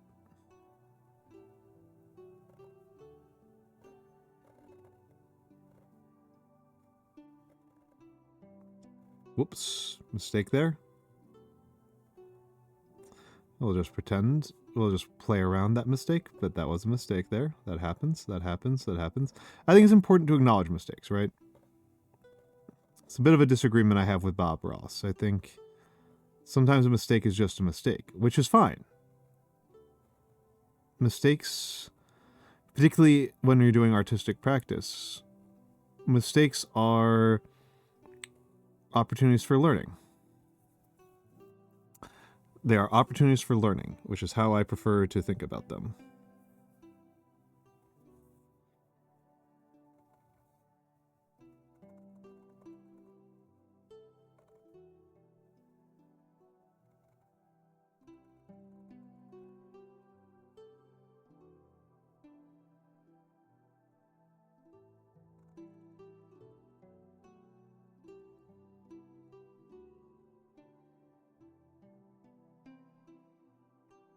rather than as things that I can just pretend were not mistakes.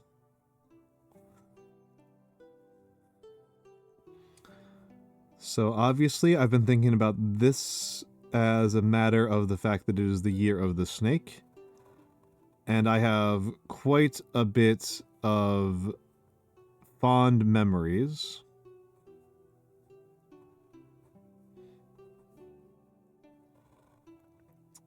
for the series, for Metal Gear Solid.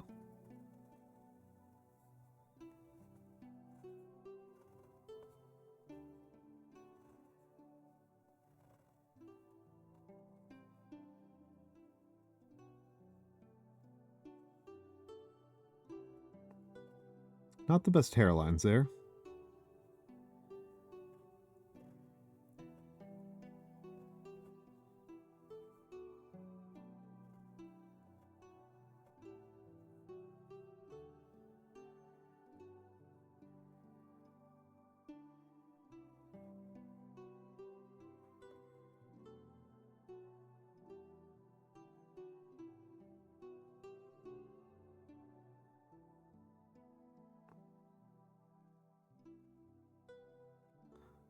Unbalanced S. I'm comfortable with that. Looks kind of neat in its own way.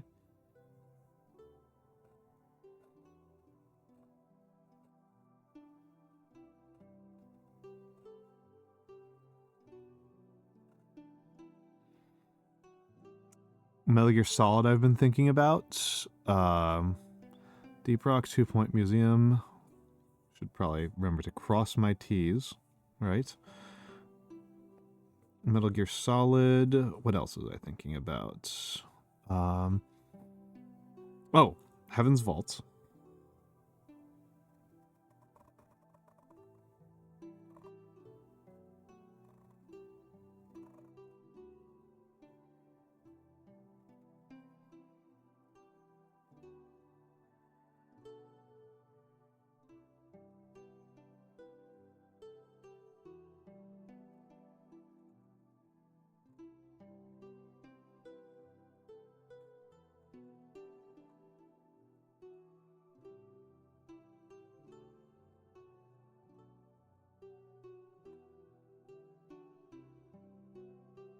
I've been thinking about Heaven's Vault. I've been thinking about Heaven's Vault for a while, but I tested it out the other day and it actually runs on my computer.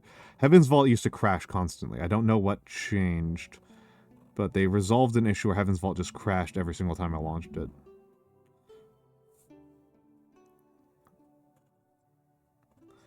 Heaven's Vault is a science fiction archaeology game, where you play as a far future archaeologist in space. A bit like Outer Wilds. It became very heavily recommended to me by a friend of mine who rates Outer Wilds as her single favorite game of all time.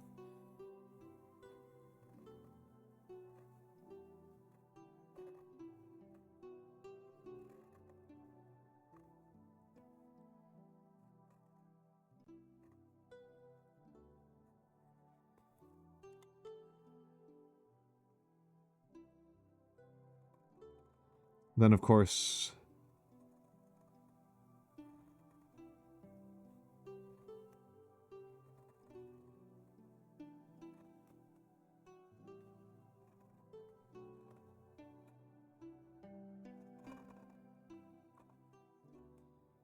how can we forget?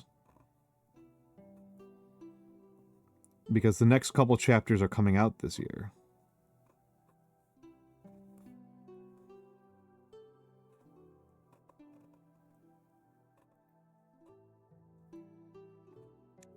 How could I not think about Deltarune?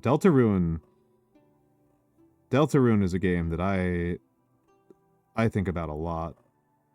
I think about a lot.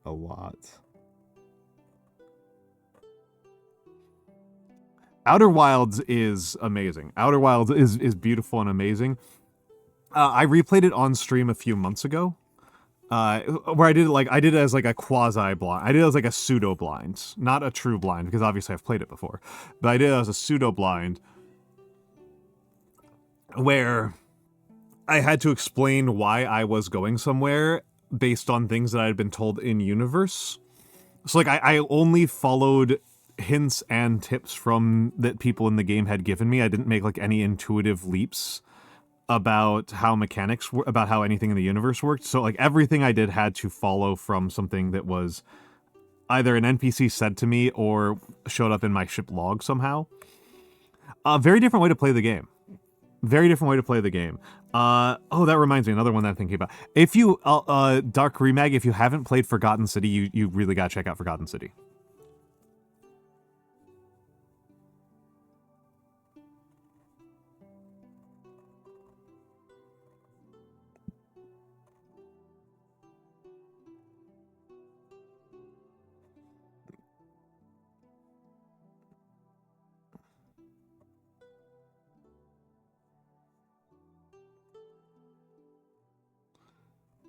Forgotten City is basically Outer Wilds, but ancient Rome.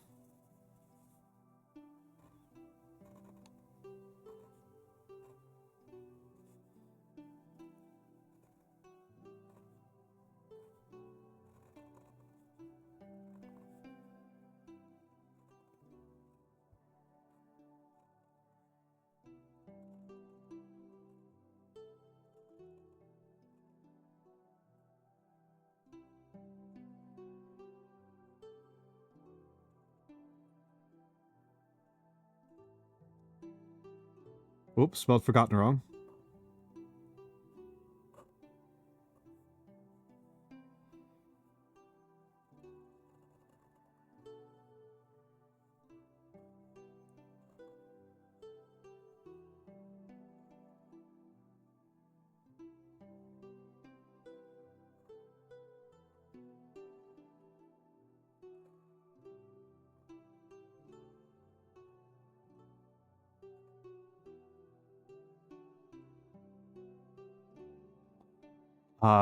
Forgotten City rocks. Have a good night, Flea Flicker. Have a good night. Have a good night. Have a good night. I loved Forgotten City. I really loved Forgotten City. I don't think it's as good as Outer Wilds, but that's partially motivated by the fact that I actually really enjoy the movement in Outer Wilds. I did really enjoy the movement in Outer Wilds a lot. What else was I thinking about? Deep Rock 2 Point, Metal Gear, Heaven's Vault, Deltarune, Forgotten City. I'd be lying if I said I've been thinking hard about playing Disco Elysium. I'm not actually thinking that hard about it. I kind of think about it a little bit, but it's not one that, like, really grips me as an option. There was one in the suggestions that Emperor's Armpits has suggested like 3 times. What was it? No, I'm going through my suggestions. I'm going through my suggestions.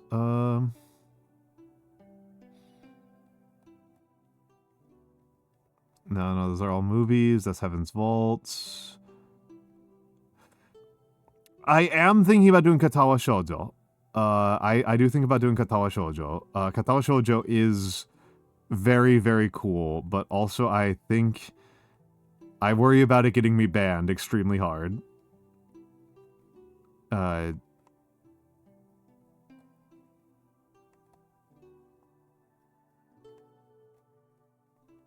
There's something in here. There's something in here that I'm looking for specifically. Lost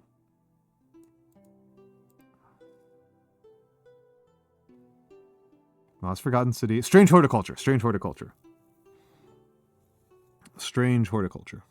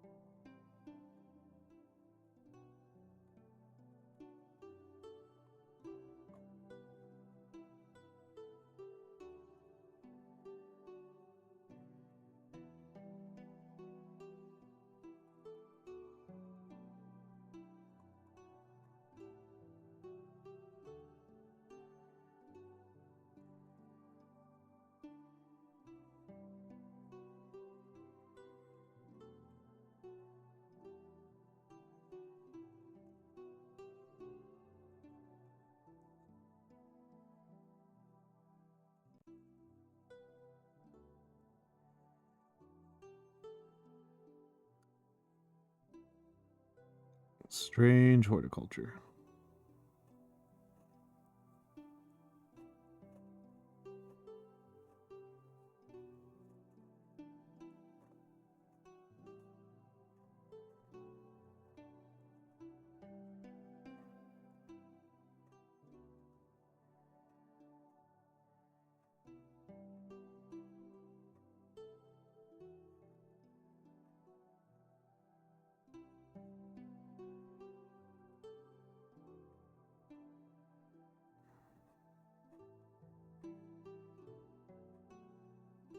I am also thinking about Traveler's Rest, but I kind of want to wait for it to get a little bit closer to release date before I play it again, because I don't like burning myself out. I don't like burning myself out on games before they finish their release date. I feel really bad when I do that. Like I burnt myself on Terraria really badly. And hello, Nocturnal Ash. Hello, Nocturnal Ash. And goodbye to you. Goodbye to you. Have a good night. Have a good night. I burnt myself out really bad on Terraria before it even came out. So, like, when I played, like, release date Terraria, which is, like, definitely better than the versions I played, I was just, like, I was just, like, frustratedly going through the motions rather than, like, actually feeling enthused about it. So that was definitely, like, a substantial negative for the experience, right? That was a substantial negative for the entire experience. And hello, Nightmare Nexus. Hello, hello, hello. I don't know with Plant Life games. There's Mushroom Musume. Ooh, interesting, interesting. I will say that, like, so there's a little bit of a... These top three are probably the ones that kind of most get into my mental state.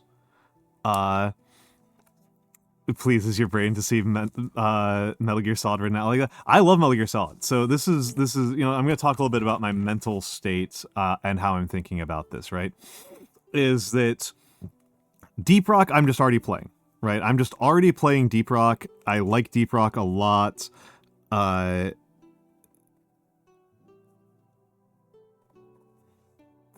I just like Deep Rock. It's I could play it with friends, I can play it solo, I can play it while chatting, I just enjoy it.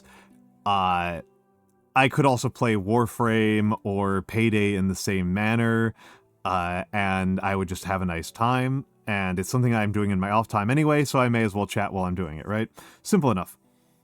It's okay, it's okay. Have a lovely time, Dark Remag. Have a lovely time, Dark Remag.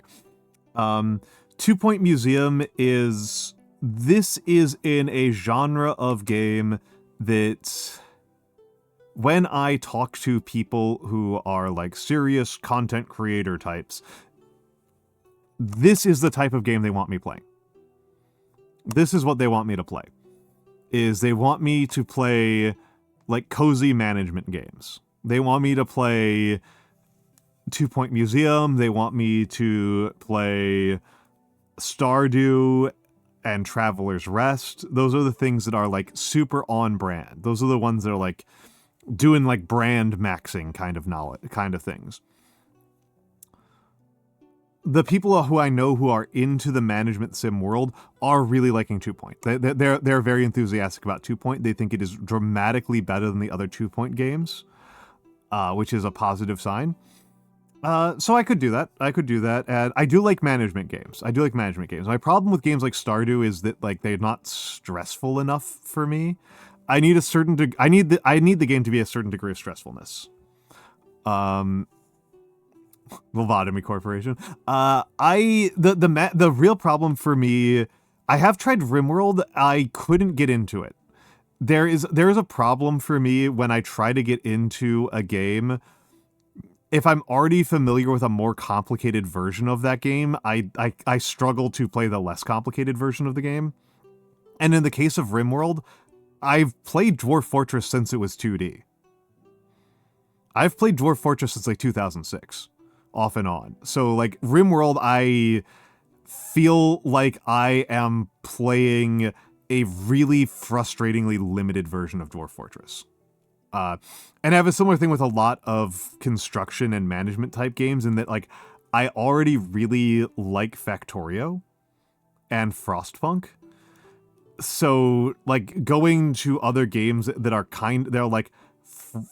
like Frostpunk and Factorio. Factorio I probably should put on the list. I probably should put Factorio on the list. And me and Kari have talked about doing Satisfactory together, doing like a big Satisfactory game together. We just haven't gotten it together.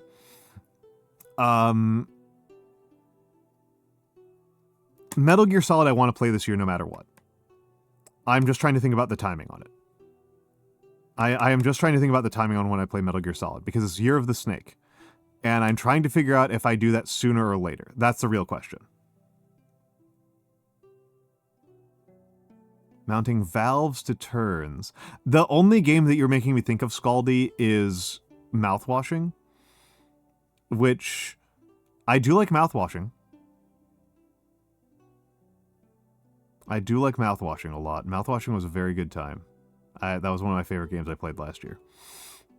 So, that's a positive sign.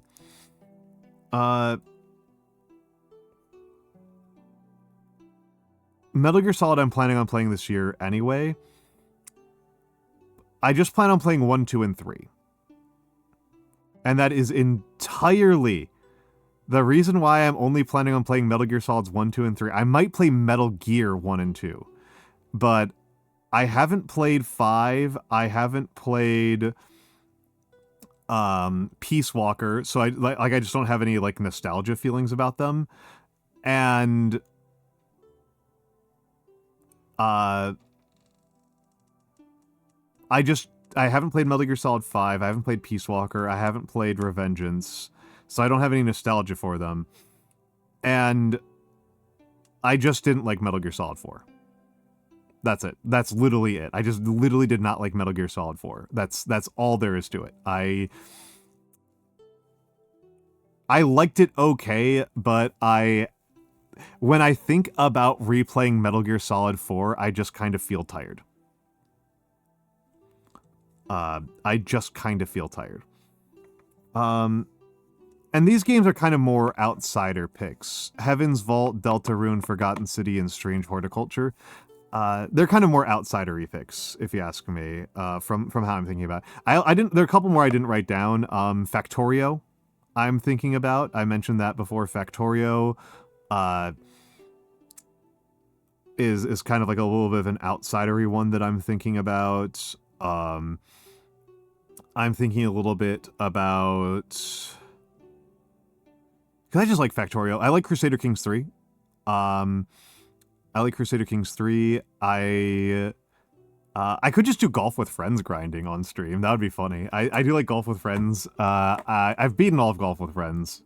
I think at least every level at least once. But I could go and just like work on my skills in it. Talos Principle is another outsider one. Valhalla is one that I want to play one of these days, but I might just play that off stream. I'm honestly kind of unsettled on where I fall on games these days, because I really, really, really loved playing Dark Souls. Hello, Raven_dramatic. Hello, hello, hello. I really loved playing Dark Souls on stream, but a lot of the joy of that was the fact that there's an existing fan base of Dark Souls that found not backseating me to be incredibly frustrating, and I found that deeply, deeply funny. I know I'm a very cozy person, but I do have a little. I do get a little bit of sadistic, impish glee out of what I've did to the Dark Souls community. They're tough; they can take it. But like 1000 Exorcists was. I love 1000 Exorcists. It's one of my favorite games. It's going to almost certainly be my #1 game of the year. I really think 1000 Exorcists is going to be my #1 game of the year. I didn't really enjoy streaming. Streaming it was a detracting experience. Streaming it made it less fun. I don't know. I've got a lot of things to think about here. The trouble is that I have more things that I want to do than I have hours that I can do them in. That is my challenge. My challenge and my problem is that I have more things I want to do than hours I can do them in. Oh, okay. I did like Papers, Please. I did like Papers, Please, even if it's a little bit of a transphobic experience. So this is the Dark Souls subathon that I just finished, that I pulled the plug on over the weekend. It is over. We are done with the Dark Souls subathon. We are done with the Dark Souls subathon. I had a lovely and incredible time. I had an incredibly fun time. We hit 279 subs in 3 weeks. Thank you all so much for that. That gets me a lot closer to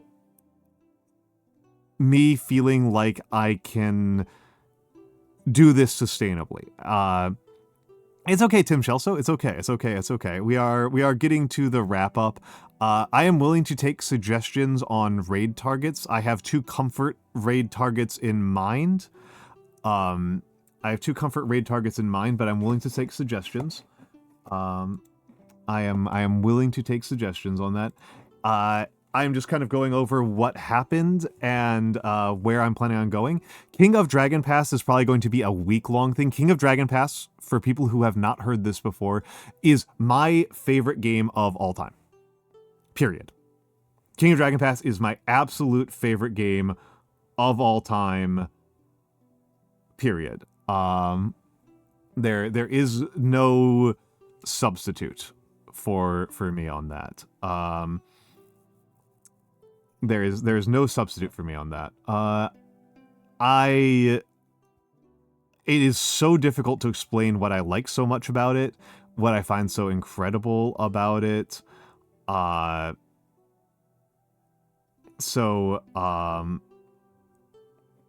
I adore it so freaking much.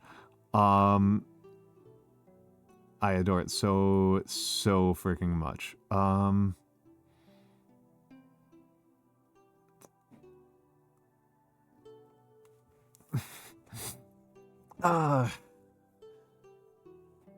And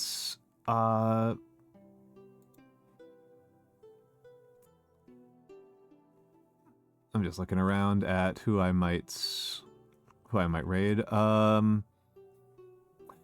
Mimi is drawing porn. Nio is doing a lecture. I haven't rated Nio in forever.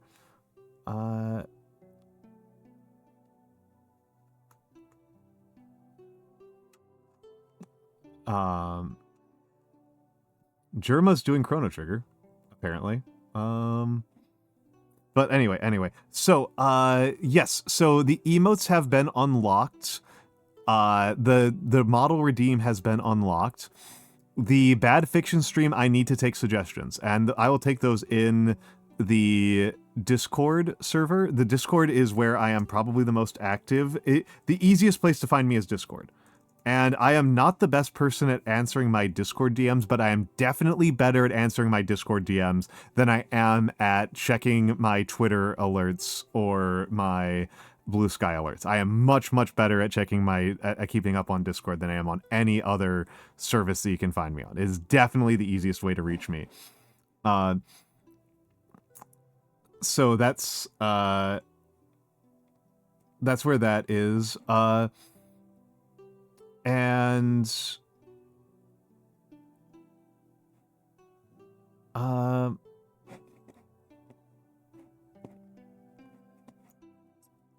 and hold on a second.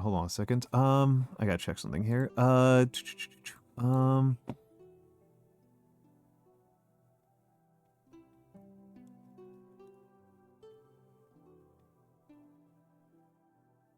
Sorry, I just was checking something in my alerts. That's okay. We're good.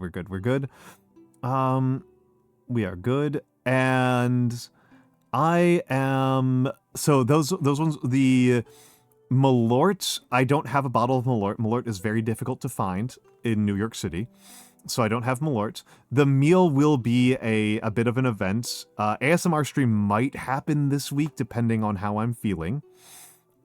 That might happen more likely Friday than any other day. Oh, hello, the Heavenly Mothfather. Hello. Welcome in. We are getting to the end. of stream. I I am trying to take my own advice and protect my time a little bit, because the last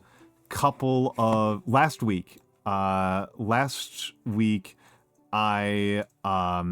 3 weeks I've streamed really hard, and it really wore me down a lot.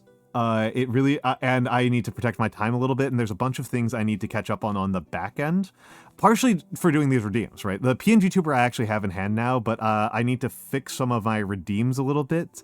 There's some technical debt that I've accrued that I would like to knock out. And also, frankly, I want to start getting prepared for the next subathon. I really enjoy doing subathons, and I would like to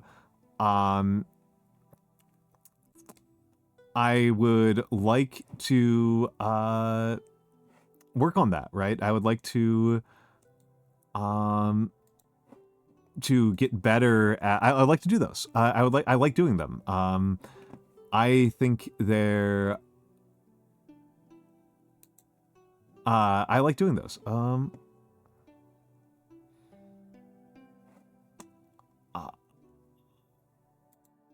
Okay. So folks, I didn't hear anybody oh, and the Nagi Warframe collab, I have to work out with Nagi. Nagi and I, that shouldn't be too much of a challenge. We just need to like make our schedules match up properly, because Nagi's a little bit earlier in the day than I am.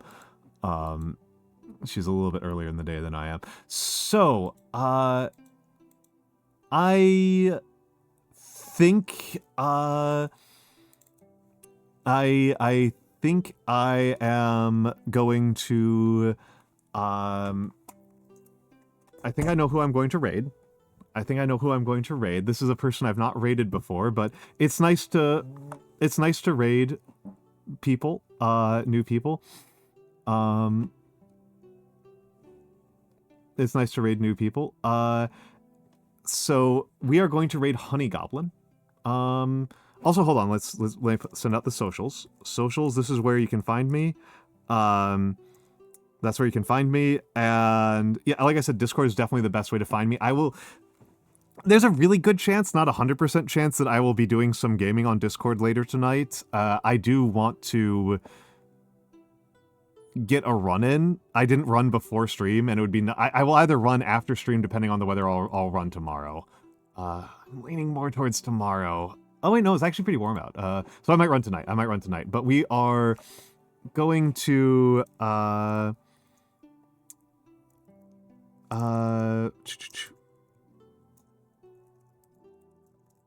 Nope, not that one. Dance. Oh, hold on a second. So let's just start the raid. Honey Goblin, so older man. So if you do not have a sub, that is my Oshi mark. And if you do have a sub, are we feeling dance or tank or burst?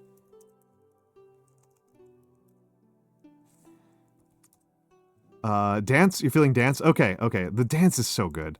Oh no, Sybil has a dance now, so I have to change how I do this. Geezer raid. Okay. The dance is really good.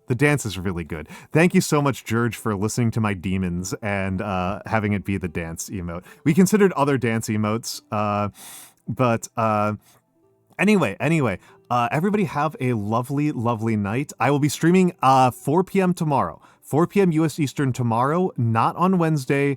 Yes on Thursday, yes on Friday. Tomorrow is probably going to, I don't know what tomorrow will be. Thursday will probably be a mini painting or more calligraphy. We'll find out. I love you all. Have a good night.